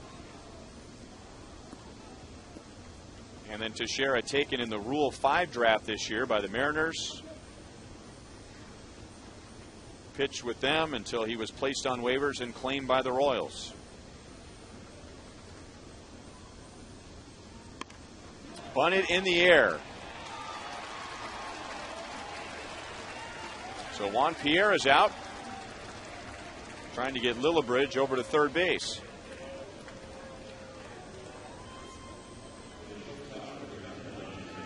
I think Juan waited a little too late to get turned on this pitch, Ryan. If you're gonna sacrifice this way and turn, but he wanted to surprise him, and the ball's up, and they beat him up upstairs, and you see the bat's under the ball. If that's a pitch you just got to take. If you're gonna bunt, you got to treat it just like a pitch. If it's a ball, you got to take it.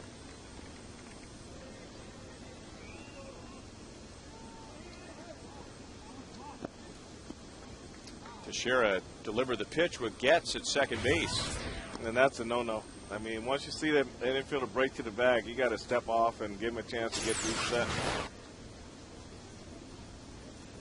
I mean, he was back to his position, but still very much out of position.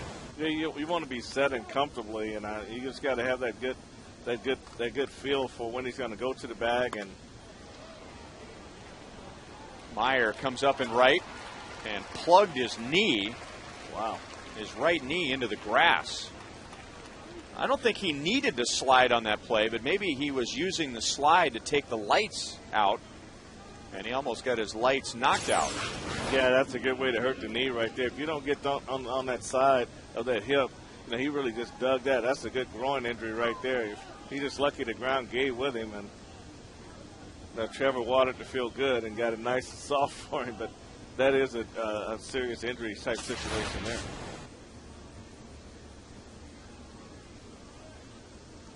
And then to add insult to injury, I don't think he repaired his divot. He just stomped it. Yeah. Now, you want to do that for a couple of reasons, because Trevor Vance and the grounds crew takes good care of the field. But number two, I mean, you never know. A ball could be hit in that area and bounce right over that divot. Or you can step in a hole. You don't want to do that either. But, I mean, that's a nice one there. Whoa. I don't even see the plug. He probably just pressed it right on down in the ground.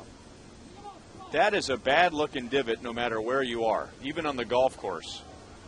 Somebody hit that shot a little too fat if the divot is that big, right? Somebody's got a broken wrist. Yeah, exactly. I can tell you right now that if that's on a fairway at a golf course, that ball did not go very far. That's right on the knee, too. I mean, that didn't feel too good. 2 balls and 2 strikes on Rios.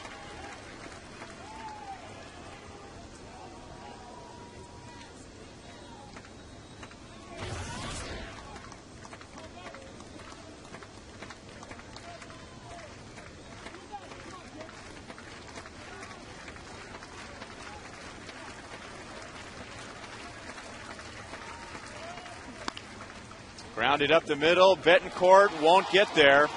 And the White Sox are going to get another run. So they've scored 3 in the 6th inning and lead by 2. Rios drives in his 2nd of the game.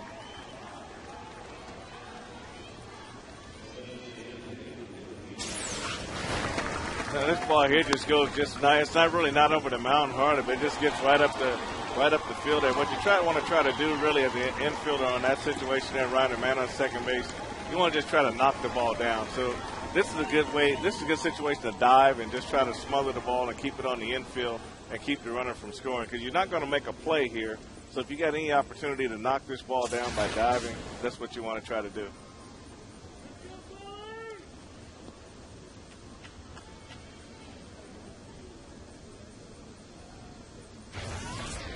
White Sox with 6 runs on 12 hits.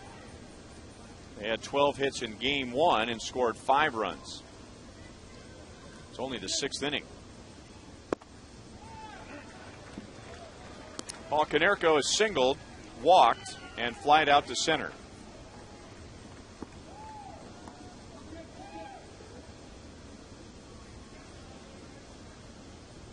All 6 runs are charged to Bullington. So the runner at first is now the responsibility of Teixeira. Bullington gives up 6 runs, 11 hits in 5 innings, plus 3 batters in this inning.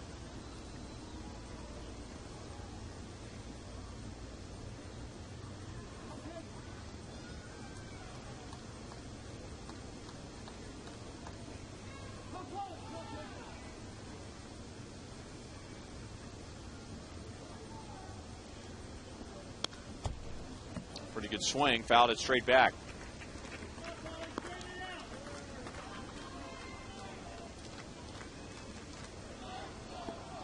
Paul Konerko was named captain of the White Sox in 2006, the year after they won the World Series, something he didn't really want. He didn't want to be singled out. Felt like the clubhouse was full of captains, but even though he's not a big talker in the clubhouse, I was talking to Chris Getz about Paul Konerko, and he said he doesn't say a lot, but when he does open his mouth, people are listening. He's not one that's just chirping all the time. Well, I like the fact that they didn't put a big C on his chest. You know, you'd be a captain, but you don't have to have the big C on there and put all the world to see. I just don't like that in baseball. Wait till Mike Sweeney hears that. I didn't like it when he got it either. Derek Jeter doesn't have a C on his jersey. Jason Varitek does. Yeah, you don't need that. I mean, that's for another sport. 2 balls, 2 strikes.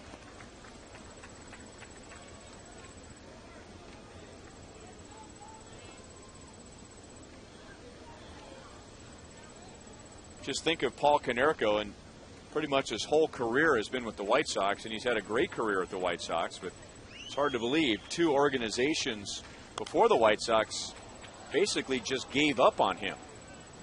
He was a first-round pick of the Dodgers as a catcher and moved to third base, but he was blocked there. And how long has he been around? Well, he was blocked at third base by Todd Zeile and first base by Eric Karros. That's how long he's been around. Traded to the Reds. He was there shortly. And then traded to the White Sox, where he has blossomed.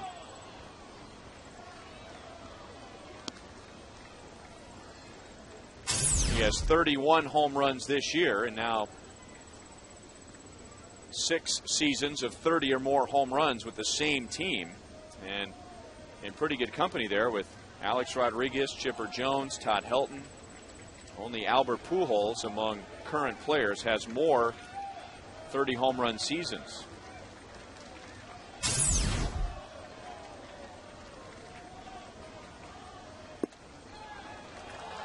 Three balls, 2 strikes.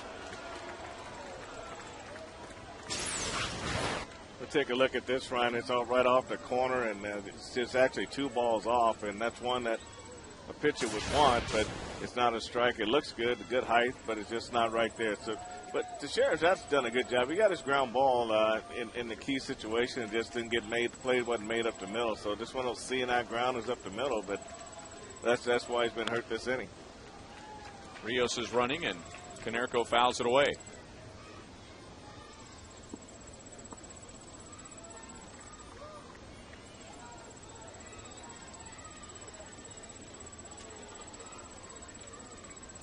In 2 minutes, it'll be tomorrow.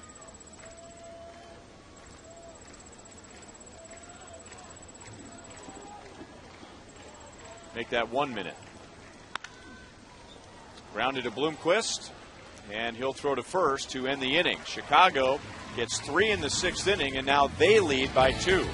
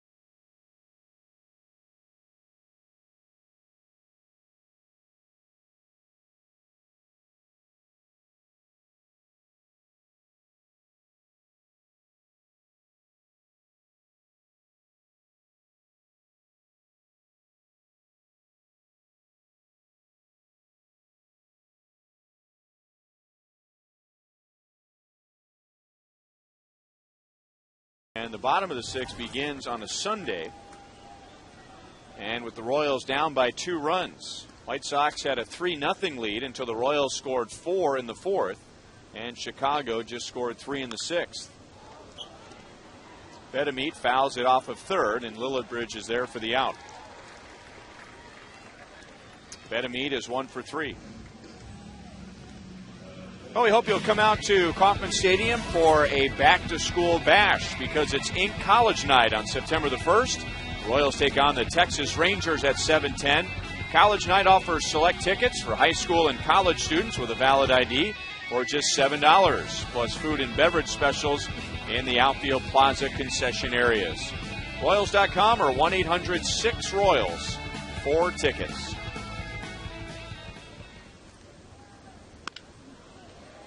Line to short. 3 pitches, 2 outs for Tony Pena. Billy Butler is 1 for 3.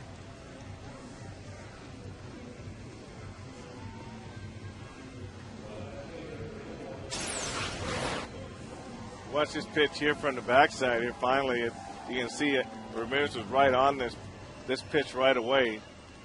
Read it off the bat, got a good jump on it, had a beat on it.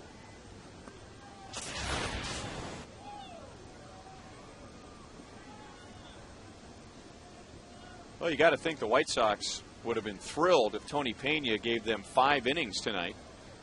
His longest outing of the season was 4 in the 3rd, and that was out of the bullpen. This is his first major league start, his first start anywhere since Double-A in 2005, and he's about to give the White Sox 6 innings. Alex Gordon is 1 out of 2. 1 ball, 1 strike. Really hasn't had a long inning. 18 pitches in the Royals' 4-run 4th, which ended up just being a big bump in the road. Beckham to the hole. Gordon is out. And with just 6 pitches, Pena gets the Royals in the 6th.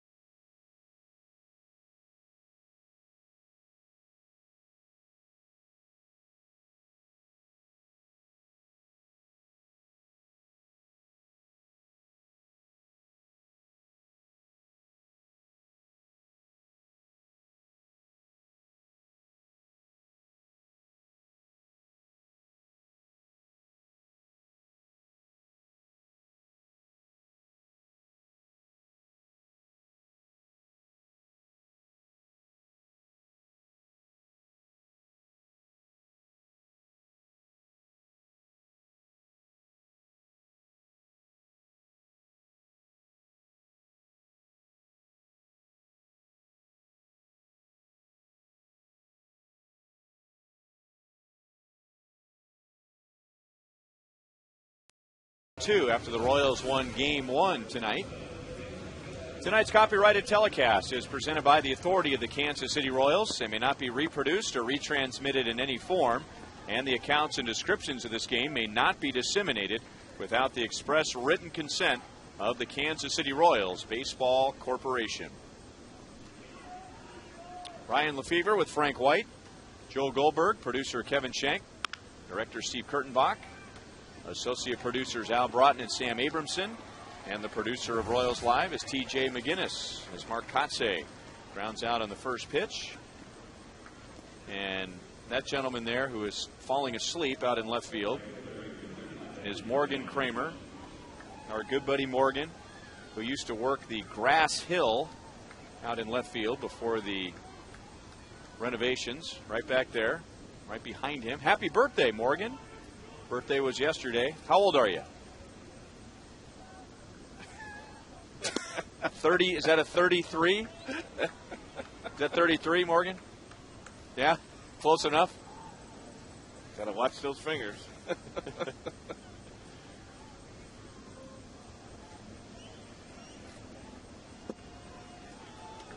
Two balls and no strikes on Andrew Jones.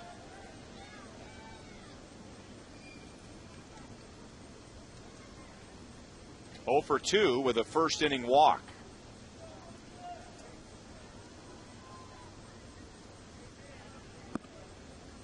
Andrew Jones at one point didn't just win 10 Gold Gloves, he won 10 straight Gold Gloves. That ended in 2008.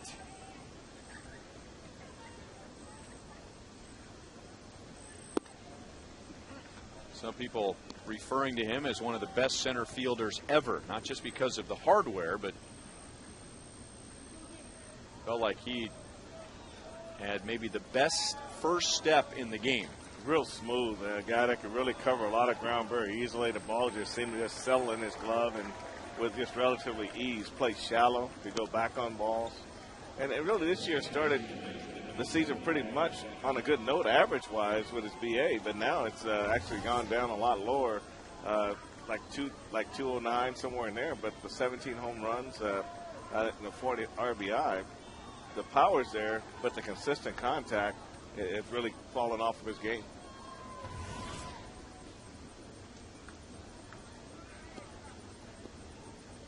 And that started for him in 2008 when he went to the Dodgers. Remember, before the 2008 season, the Royals went very hard after Torrey Hunter and after Andrew Jones. Both were free agents. Torrey Hunter and Andrew Jones both went to the West Coast. And in 2006, he had 41 home runs, 129 RBIs. In 07, his average was way down at 222, but still 26 home runs, 94 RBIs. And then look at what happened after 2007. Royals can turn 2. They get the out at second base and turn the double play. Stretch time at Kauffman Stadium. The Royals are down by 2.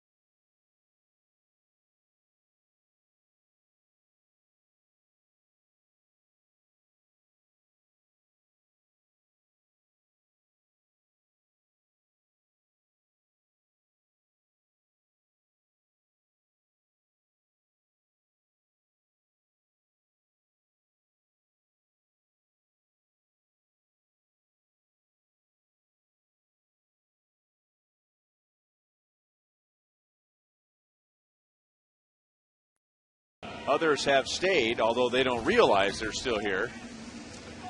Remember, when you're traveling, you can take the Royals with you. Subscribe to MLB.tv, and you can see every Royals game live or on demand on your computer. And with an MLB.tv premium subscription, you can enjoy HD quality.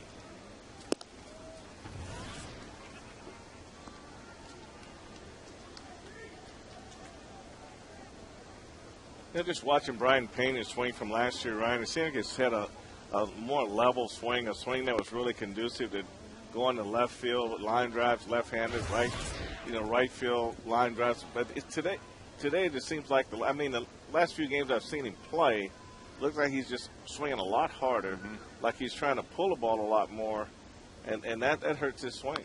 You see how he just jerks that bat across there, and normally he's a little bit more controlled and a little more relaxed, and you don't know if he's feeling the pressure or maybe just trying, maybe I hit a few home runs, maybe I'll play more, that kind of stuff, rather than going there and just getting his base hits and relaxing and playing his game. Well, and if that's his thought, you can understand why he gets such little playing time, trying to make up for a week of sitting on the bench. But you can only get one hit at a time. Right. You want to be aggressive, no doubt, but when you come out of your game is not, hitting the long ball. Your game is hitting line drives.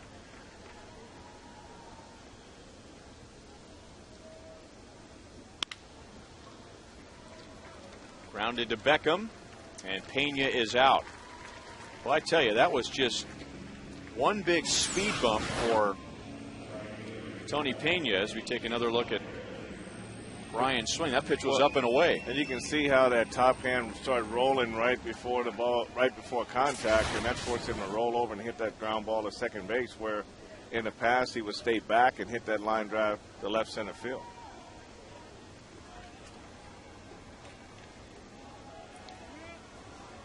Well, we might as well repeat what we said last inning. I think the White Sox would have been plenty happy if Tony Pena, who is starting for the first time this year and anywhere in the last 5 years, if he would have gave the White Sox 5 innings, they would have been happy. Now he's working on giving them 7 innings.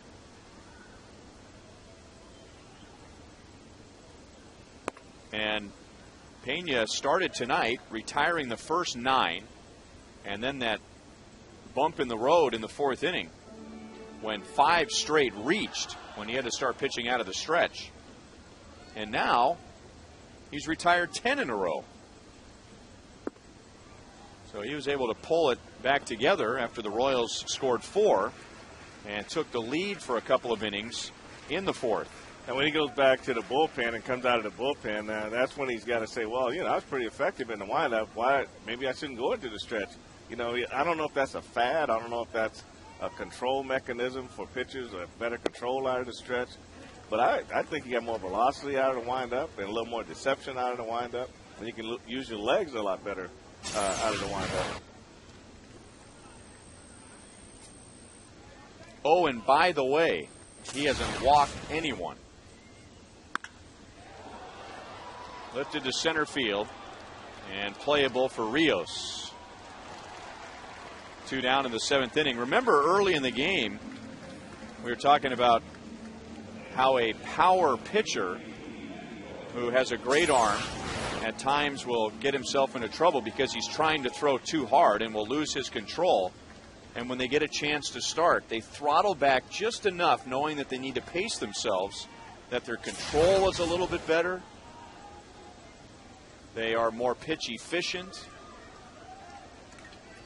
And Tony Pena has been both. He's had definitely a pleasant surprise for Ozzie Guillen and his staff tonight. And like you said, just had one bad inning in the 4th, and he went right back to work once he got back in the stretch. And you talk about pitch efficient. He hasn't gotten to 90 pitches yet, and he's almost done with the Royals in the 7th inning.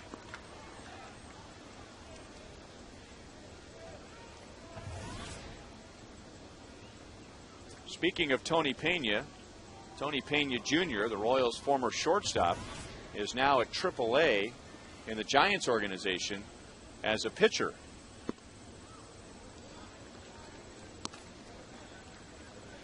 Well, he's got that arm slot for a guy. He's probably 92, maybe 93. Could be a little higher now since he's pitching out of the bullpen, but that arm action that he has down that low 3/4, he probably gets some serious sink on his fastball. 1-2 on Betancourt.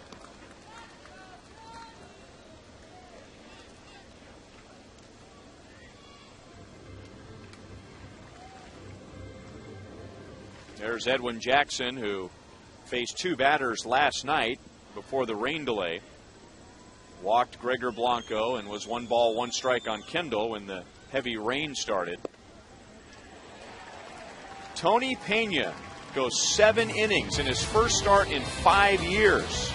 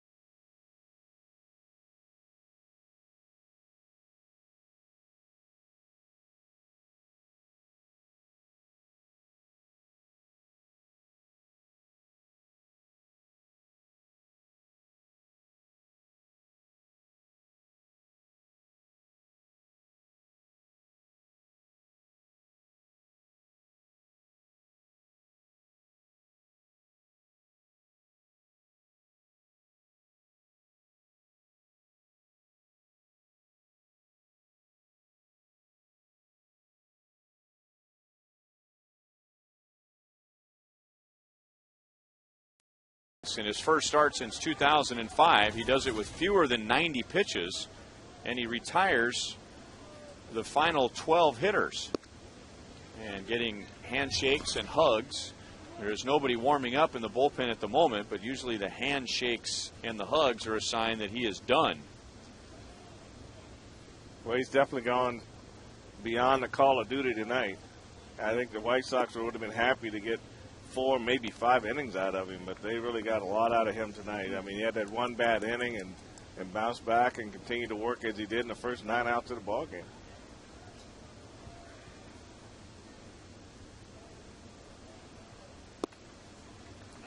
White Sox took a 3-0 lead into the bottom of the 4th inning. The Royals scored 4 to take the lead. And then Ramon Castro hit a 2-run home run in the 6th, making it a 5-4 Chicago game. And then the White Sox added another run. Ouch. Yeah, Castro's really making the most of his at-bats. I mean, 84 at-bats, hitting 321, and I'd say 7 home runs and 18 RBI. So I'd say that's making the most of his time on the field.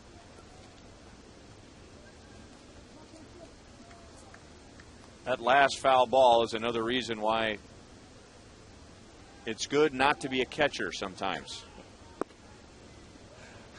All the time. But somebody's got to do it.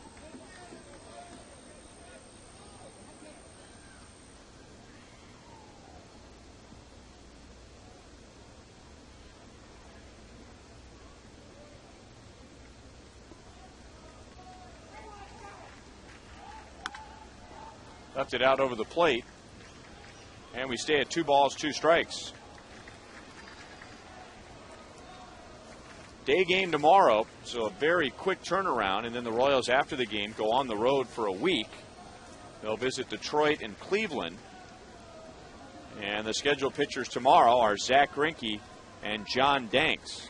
A couple of pitchers that are known for working fast. Grounded hard to Betancourt. 1 away in the 8th inning. Other scores in the American League on the Panera Bread scoreboard. It was the Yankees over the Mariners. The Angels beat Minnesota. Minnesota got 3 in the bottom of the 1st inning, never scored again. The Angels scored 9. Tampa Bay is a winner, so they stay a game back of New York. And the White Sox losing game 1 to the Royals And they were just 7 outs away from picking up a full game in the Central Division. But at the moment, still 4.5 back. And if they can hang on, they will pick up just a half game today. Royals have other plans. They'd like to see this evening end with the White Sox 5 games back in the Central. And Unievsky Betancourt with a game-tying grand slam in the 7th inning of Game 1 and then won it in the bottom of the 11th. Man, I think the 2 most rested people in the ballpark tomorrow are going to be Zach Greinke and John Danks, because I'm sure they're already at home by now. They wouldn't make them wait till this game is over. They're probably either watching it on TV or already in bed by now.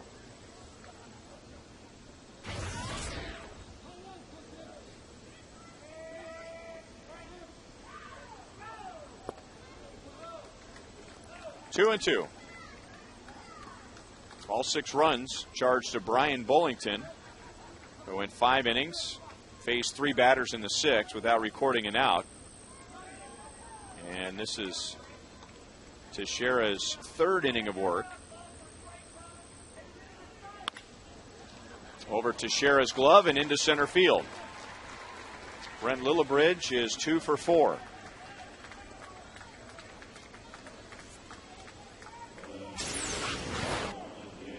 Teixeira is really trying to work the outer half, and this fastball runs back. It's about knee high. The height is good, but Lillibridge beat it in the ground, and it's a little firm in front of home plate, and this ball bounced right over Teixeira's glove and right out in the center field.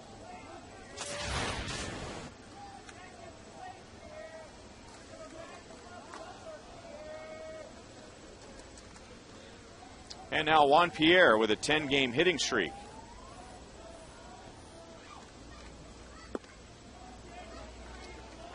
One ball, no strikes.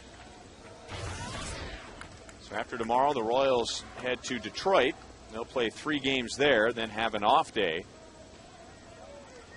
And after what's happened in this series, that has everyone already looking forward to that day. And the off day will be spent in Cleveland prior to a 3-game series there.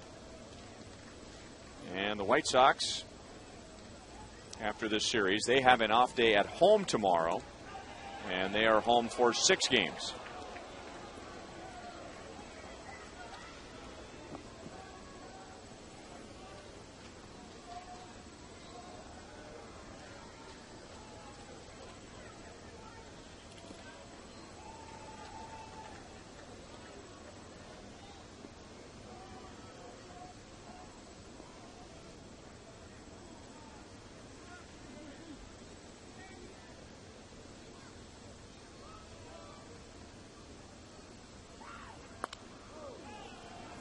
One ball, one strike.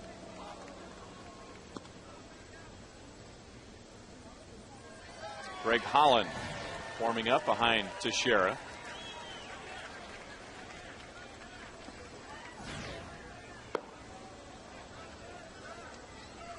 Royals used 4 pitchers in Game 1. They got 5 2/3 out of Phil Umber. 2 1/3 from Dusty Hughes. Joaquim Soria pitched an inning. Jesse Chavez pitched the last 2 innings and picked up the win. And the White Sox as well used 4 pitchers in the first game. Lillibridge runs, and the throw goes into center field. So Lillibridge gets up and moves on to third base. Lillibridge gets his 3rd stolen base and down to third on an error by Brian Pena, and the Royals' 2nd error of the game.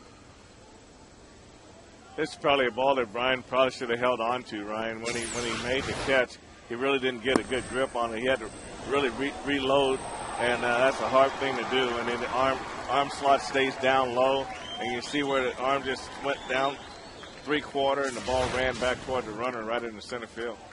The squeeze is on, and it's fouled away.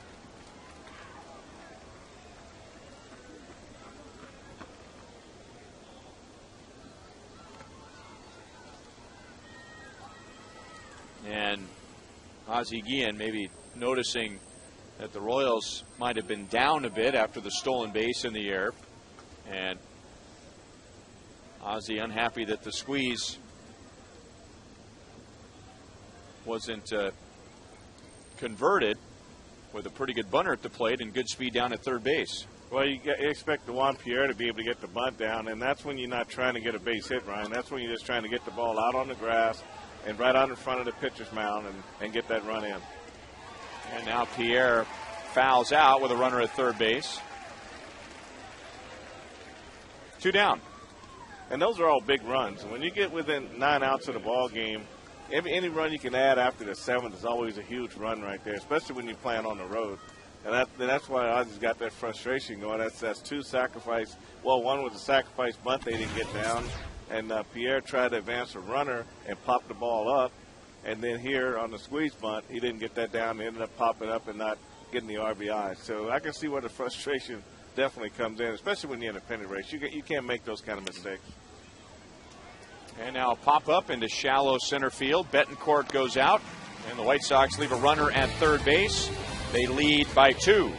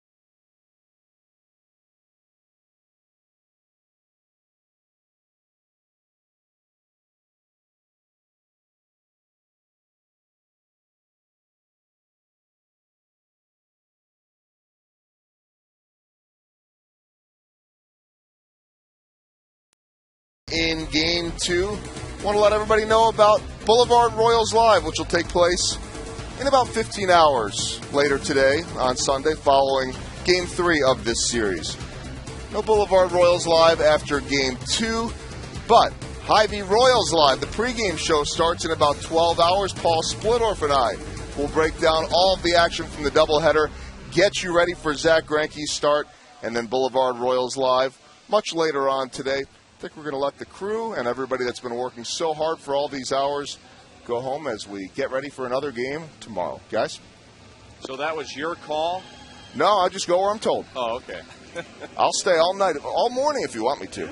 Those guys work and get here a little earlier than us and stay a lot later.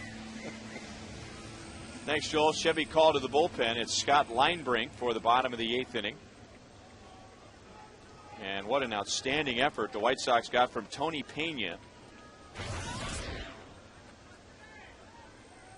Pena had given the White Sox 4 1/3 innings in his longest outing out of the bullpen. And mentioned it several times. It's worth mentioning again. He had not started a game at any level since 2005. That was a Double-A, and he goes 7 innings. So after a long first game, if all works out for Ozzie Guillen, thanks to Tony Pena, he'll only need 6 outs from his bullpen. Omar Vizquel takes over at third base for Brent Lillibridge. It's 2-1 on Chris Getz.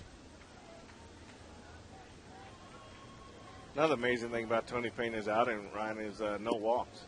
I mean, you don't usually get a guy to come out of the bullpen and throw that long without having a few walks in the game. But that shows you how effective he was, especially from the windup.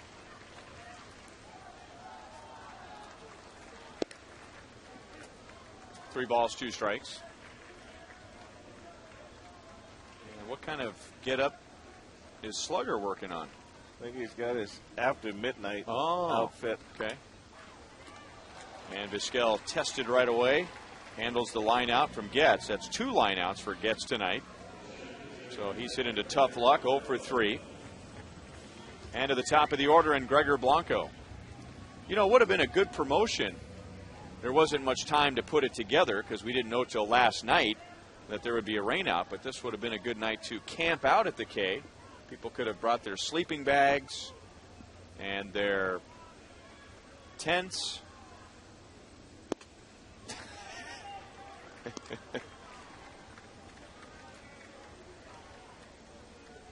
Chris and Royal Man aren't going to leave early.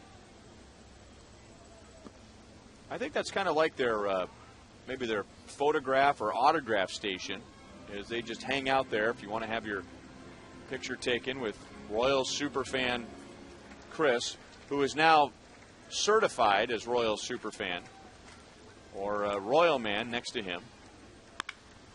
Gregor Blanco launches it to deep right field and makes it a 1-run game. Wow, into the second tier of the Pepsi Party Porch.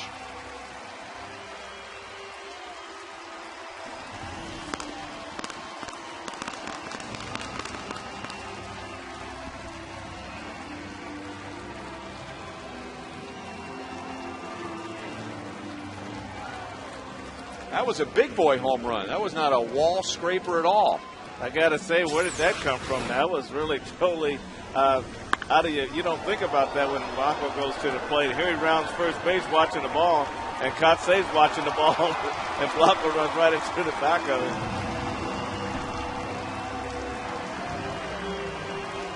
Now that was big time power right there. And I would imagine Ozzie Guillen right now is got this big ball in his stomach that doesn't want to relax. You can just look at his face right there and say, what's going on here?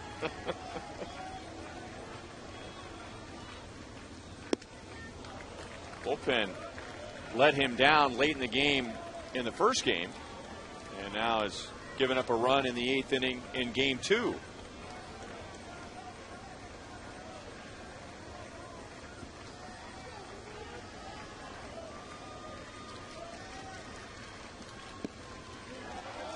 Got him looking at a curveball, 2 down.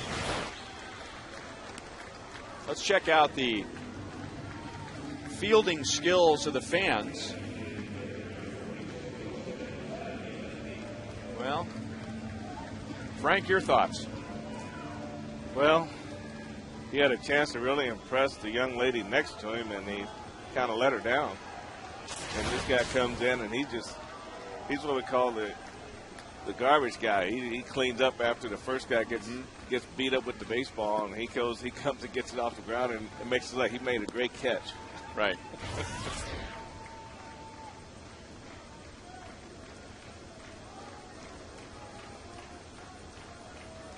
Wilson Betemit hit a home run in game 1 and has an RBI double in this game. I really think the first person that gets hit by the baseball, regardless of where it ends up, should get the baseball back. Because he took a shot, or she, try and catch the ball. That's going to drop in between Ramirez and Rios. So Betemit has 2 hits in game 2, and the Royals have the tying run at first with 2 outs.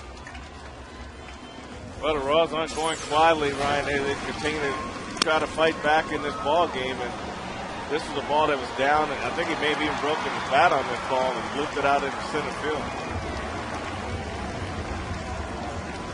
It's hit it right about the trademark. Didn't hit it very well.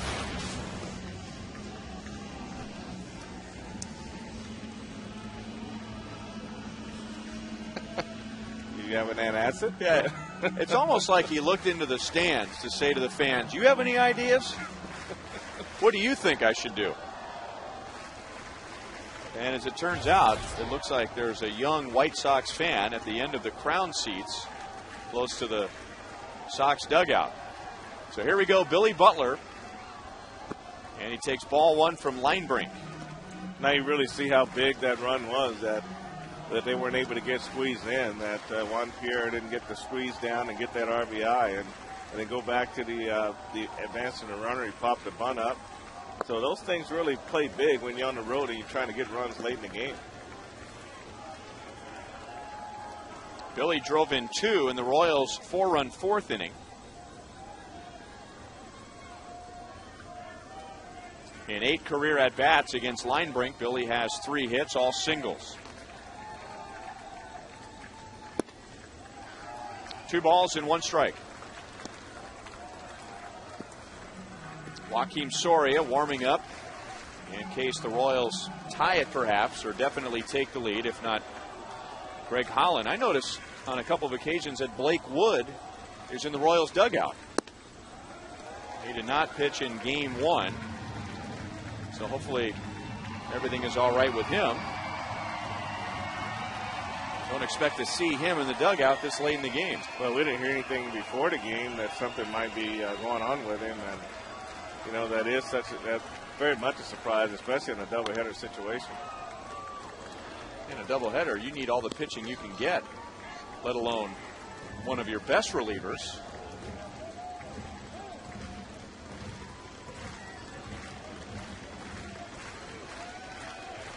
Royals have made it a 1-run game on the Gregor Blanco home run, his first home run in the big leagues in 2 seasons. Betamede at first will be running on this pitch.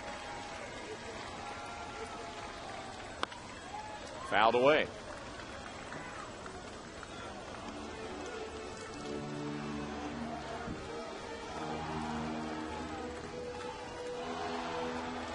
Royals have won 8 of their last 11 at Kauffman Stadium. And so far, this has not been a good year for the Royals at home.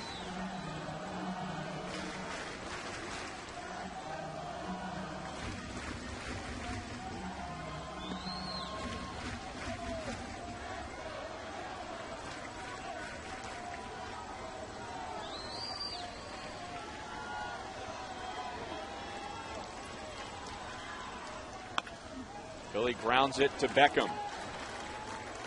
So the Royals get 1 to make it a 1-run game. And we go to the 9th inning. Chicago is in front 6-5.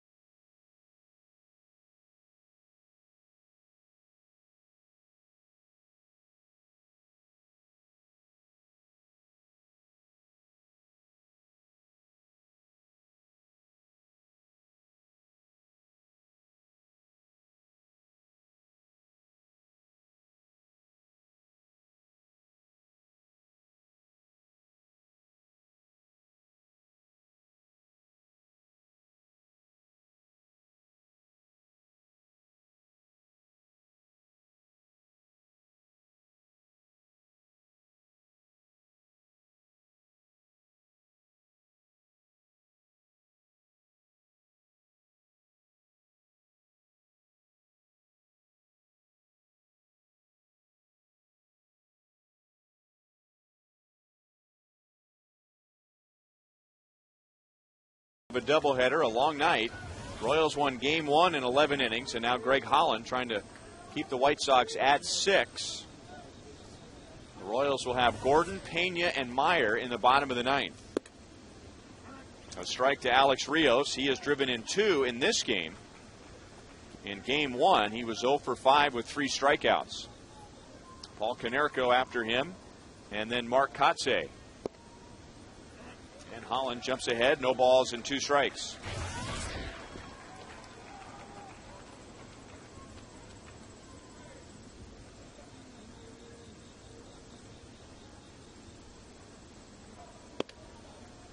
.97 miles an hour inside. We noticed this when Greg made his major league debut, that he will fall off sometimes drastically to the first base side after delivering the pitch. Well, when you do that, Ryan, that makes that fastball run back up and in to a right-handed hitter, and if you're facing a lefty, the ball goes up and out of the zone. So you want more of a straight path to the hitter. You don't want to spin out and leave that arm hanging behind you. You want to try to get on top of it and get down in the zone and try to drive that fastball down and get on top of your curveball and make it more effective. Good looking curveball there. So a good start for Holland in the 9th inning. He's got an excellent curveball. You just got to get out over the front of it and just make sure you stay on top of it and just get that good down action to it, and then you saw a real nice curveball right there. Royals got 5 innings from Bullington. He gave up all 6 runs, and then Kanekoa Teixeira gave the Royals 3 innings, 3 scoreless innings. And now Holland in the 9th, and Paul Konerko drills it to left field, and Alex will have to play it off the wall. Konerko does not run well, and even though it went to the wall, Konerko has a single. So that keeps the double play in order. Well, that's that fastball you say, Ryan. It runs right back into Konerko. He can pull the ball with the best of them, and he squares this ball up really well. Alex does a great job letting the ball get by, playing it off the wall. It's going to be a double for most guys, but he was able to get to this ball and hold Konerko to a single. He's doing the best job he can do right there. And I imagine about this time of night, those legs are pretty heavy.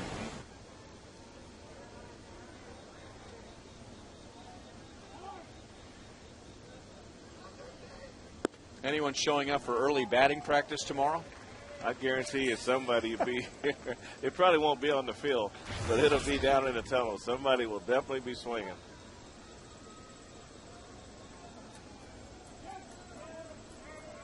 Kotze is 1 out of 4. He has driven in a run. I think Kevin Seitzer after the game will say, okay, guys, optional batting practice tomorrow, and that means everybody will show up. There's John Wathen hanging out with Slugger. And Maury Carlson, who runs the tours at Kauffman Stadium. Maury does a great job. Great job. If you ever want to come out to the ballpark before a game or even when the Royals are on the road, that gentleman on the left with the baseball tie, Maury, is the one responsible for giving the Kauffman Stadium tours. Drilled to center, and Blanco is on it. 2 down in the 9th.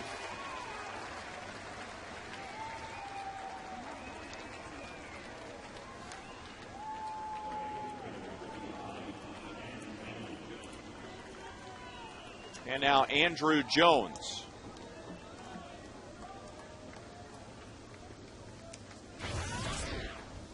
White Sox are 4.5 games back of Minnesota. They lost earlier today.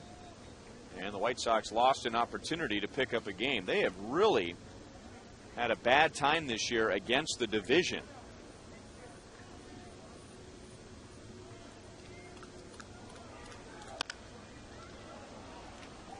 Into the right field corner. Mitch Meyer is there. And Holland throws a scoreless 9th.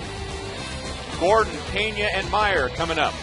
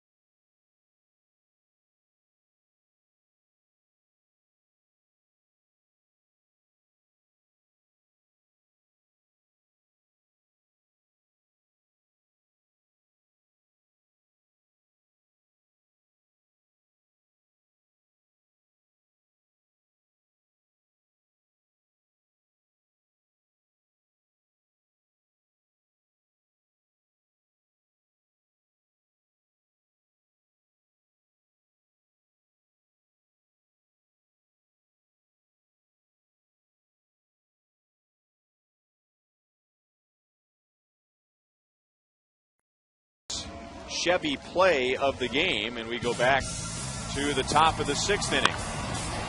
This is what Castro gets we got a flat slider that he left out over the plate, that Bullington left out over the plate, and he drove this ball deep in the left center field.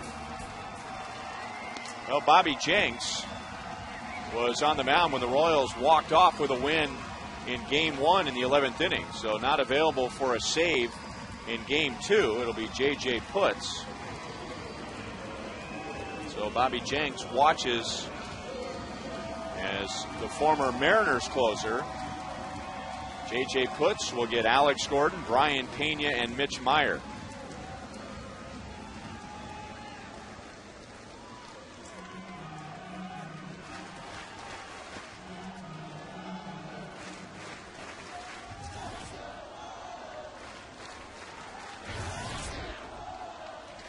Alex is 1 for 3 and 1 out of 7 in the doubleheader. He did lay down a sac bunt in the bottom of the 11th of Game 1. And J.J. Putz throws a strike.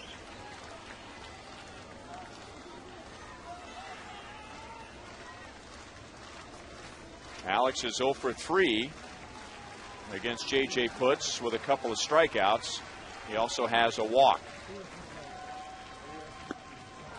No balls, 2 strikes.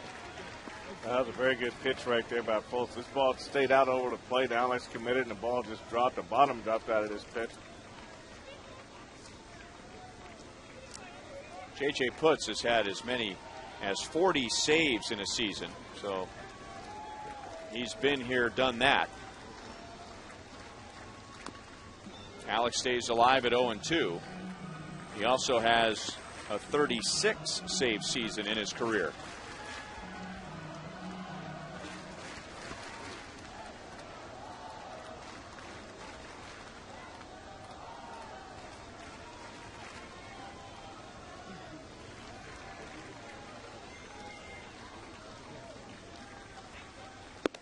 Alex has had some big hits late in games for the Royals. Going back to his first stint with the Royals, hitting a home run in the 10th inning at Toronto to straightaway left field. He had a walk-off home run last homestand against the Baltimore Orioles.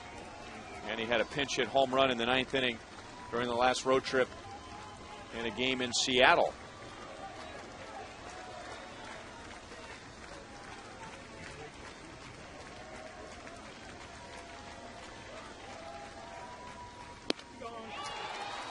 Putz gets him this time, and there's one away in the 9th.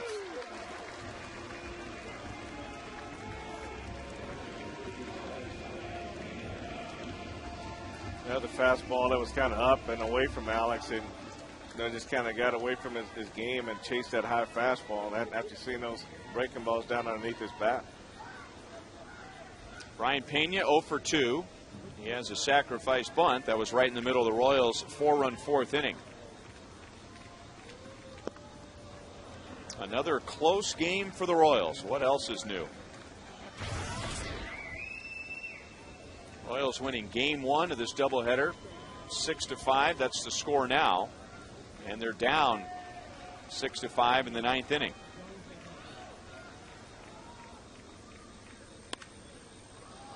No balls and 2 strikes. J.J. Putz last year had surgery on his right elbow and was supposed to be part of a very good bullpen with the Mets, with Francisco Rodriguez as the closer. Putz setting him up, but hurt the elbow, and now has had a good year for the White Sox.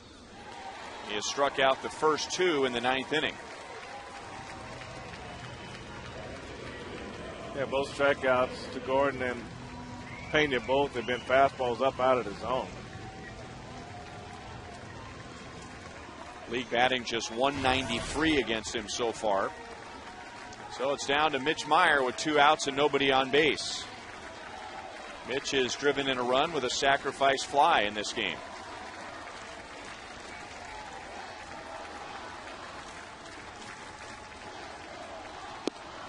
Ball 1 outside.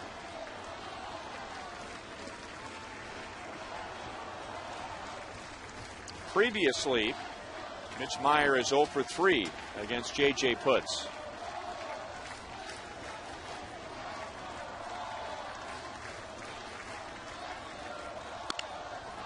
Into the right field corner, hooking. That is a fair ball.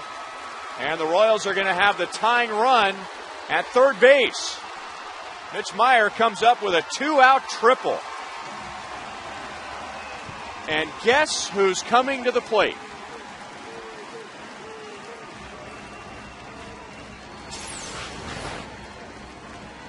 It's a fastball that ran out over the plate. I mean, that's a two-seamer, and Mitch stayed right on it and turned it down in the right field corner. You know, once that ball hit fair, it was going to get in that corner. Mitch wasn't going to stop at second base. That's a sure triple for him.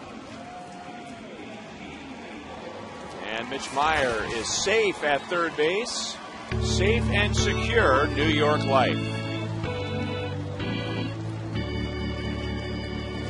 And who has a chance to tie the game, if not win the game if he goes deep? Yuniesky Betancourt. That's the one guy that the fastball really plays into his hand. Boy, that pitch stayed up. No balls, one strike. Former teammates here. Uni and Putz in Seattle. Uni has seen Putz twice, 0 for 2.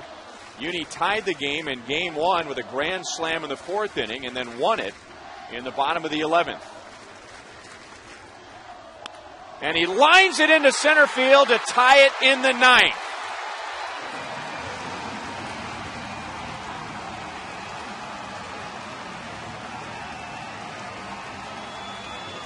Well, if you would put a C on Yuniesky Betancourt's jersey, it wouldn't stand for captain. It would stand for clutch.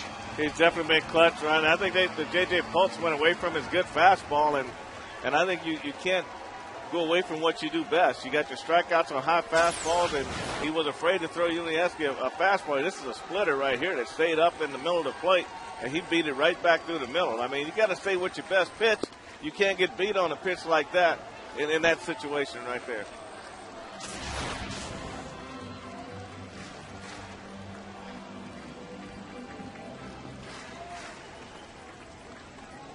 And now Chris Getz with an opportunity to burn his former team.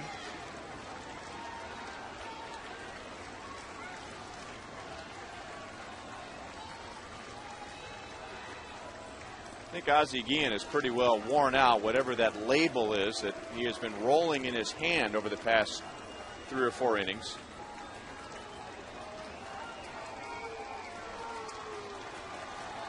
And apparently he's listening to the broadcast because he was going to unravel it for us right before our eyes. Popped up. Rios makes the play in center field, and why not? Let's go extra innings in game 2.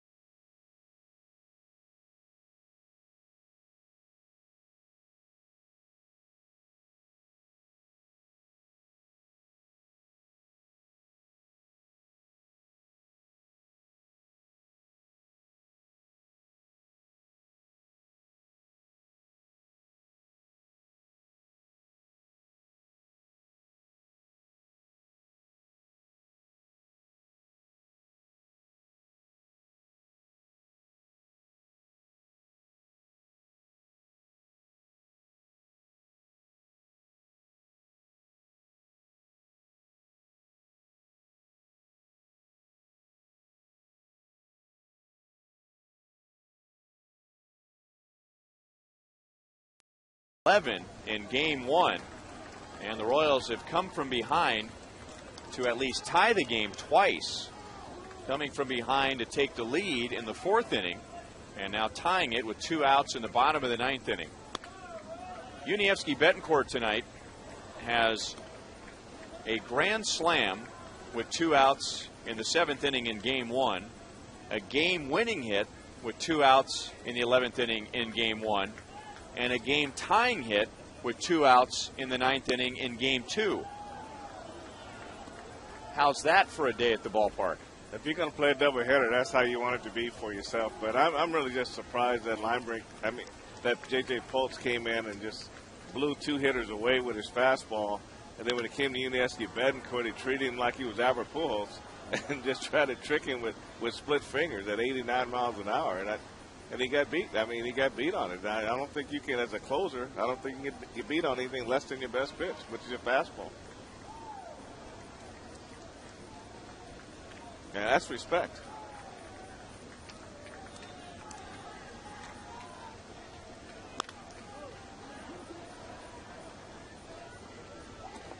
I am reminded by producer Kevin Shank that even though it didn't drive in any runs, Betancourt's double in game one came with 2 outs in the 9th inning. So all of his hits have come with 2 outs. Still 2 balls, 2 strikes on Beckham. Coming up on 1 a.m.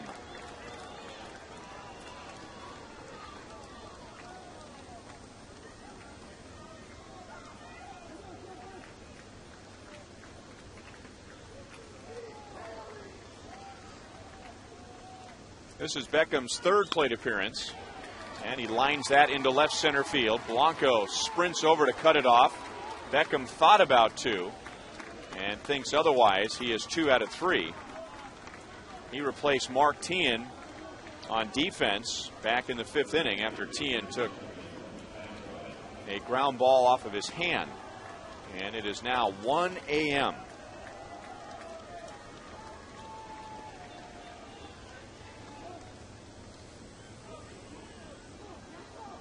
And now Ramon Castro. In this game, the White Sox had a 3-0 lead until the Royals scored 4 in the 4th, and then Castro put the White Sox back out in front with a 2-run home run in the 6th inning. They added another run and haven't scored since. Royals got 1 in the 8th inning on a home run from Blanco and a run in the 9th on Betancourt's 2-out base hit. Castro squaring to bunt. That didn't look like a very good bunter.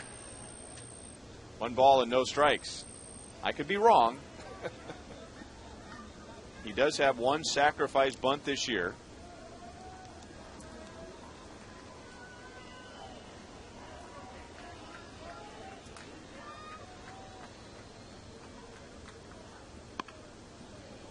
Bunted hard, and that hit Billy Butler's glove, and it's a fair ball. It went from being a foul ball to a fair ball real quick, right on the line when Billy touched it, I believe, and he knocked it back fair. What really was good that Chris Getz was coming over. You can see the ball hugging right on the edge of the line there, and Billy touches it right there, and he hits and goes back fair. Well, that's close, and Billy was trying to tell Joe West that he touched it when it was foul territory, and you could read Joe West's lips. No, you didn't, but now, of course, once it hits his glove, it's where it touches his glove. So even though it bounced back into fair territory, it's where the ball hit the glove. Was that on the line? If it was, that's a fair ball. And if it's to the right of the line, it's a foul ball. Omar Vizquel hits for the first time. It was a defensive replacement at third base in the bottom of the 8th inning.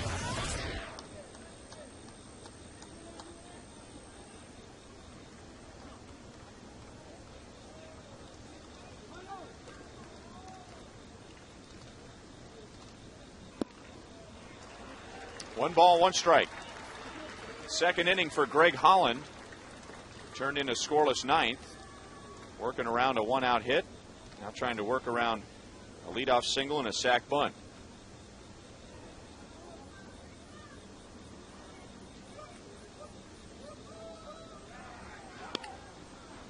into shallow right center field. Getz is on it, and there are 2 down.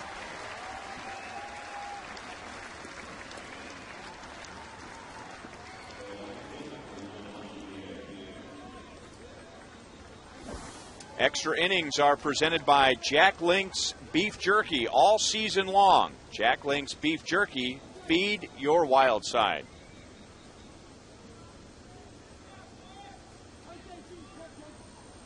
And that young guy is hanging in there, just barely. Well, he'll definitely be asleep on the ride home. Inside to Juan Pierre.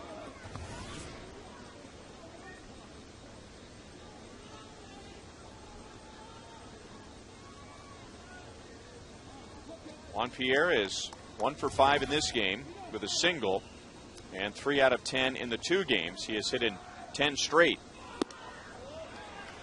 Outside, 2 balls and no strikes.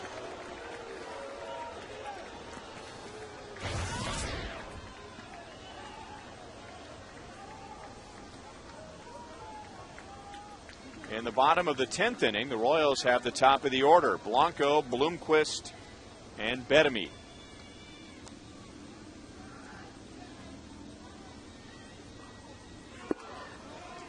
That's a strike, 2-1. Holland's got a real live fastball. Right on the inside corner.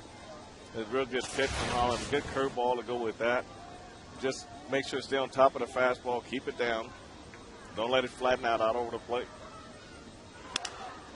Broken bat. That is a fair ball. Here comes Beckham around third base. And Juan Pierre is into second with a double. Well, that's a shame for Greg Holland, because anytime you make a bat do that, and you could hear it all the way up here. I mean, that wasn't just a slightly fractured bat. That was a destroyed bat.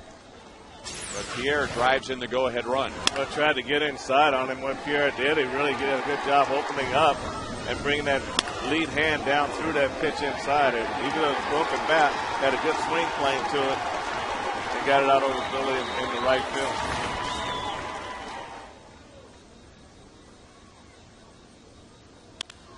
Alexi Ramirez goes after the first pitch. And again, it's Chris Getz. That's the inning. The White Sox regain the lead, and we go to the bottom of the 10th inning.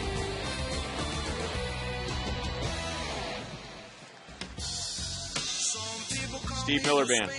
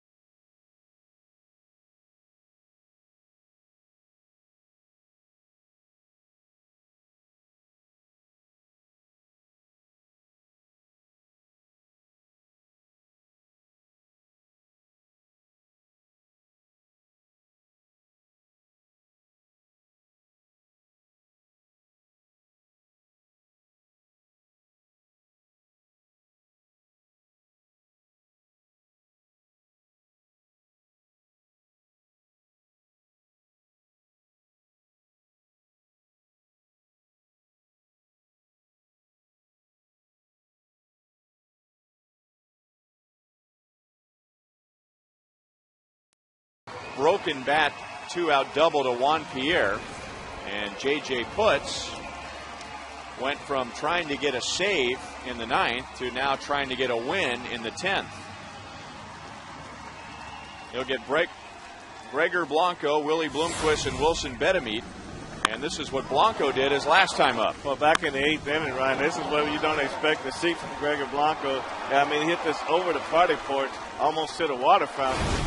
And I tell you, interference. No. But a nice swing. I mean, that's just good power from him. That's just something that we haven't seen to this point. Most balls are up the middle, left center field, and it's nice to know he's got that little power punch in there somewhere.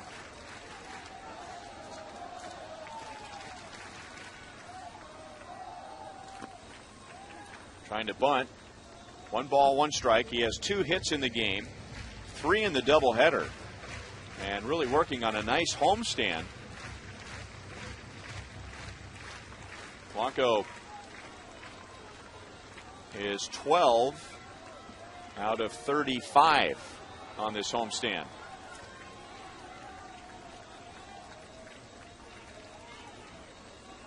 So he's up to 283 altogether.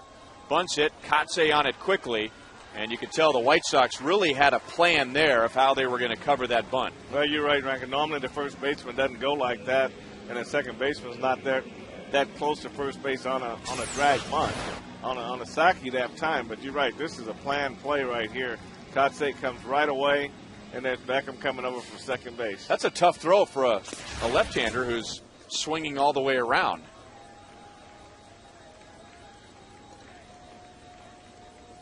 That's also tough to bunt when you got the corner guys in. You know, you got your second baseman at halfway. You got your first baseman in front of the bag, and you still want to try to get that bunt through there. So you got to feel pretty confident that you can get that done. Ball 1 to Willie Bloomquist, another former teammate of J.J. Putz in Seattle. Willie has started both games of the doubleheader in right field in Game 1, and then ended up at third base, and starting at third base in Game 2.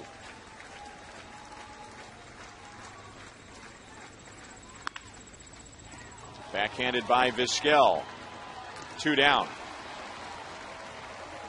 Which really hasn't meant anything to the Royals in the later innings in this doubleheader. That's when they've been getting the job done, is with 2 outs. They get busy with 2 outs, Ryan. You're right, and this is the one time I think Ozzie Guillen is probably saying to us, okay, we got 2 quick ones the last time, and now we'll see what happens this time.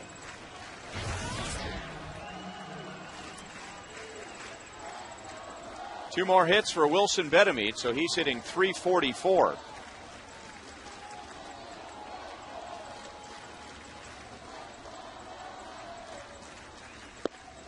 Over the inside for strike 1. Betemit against Putz is 2 out of 3.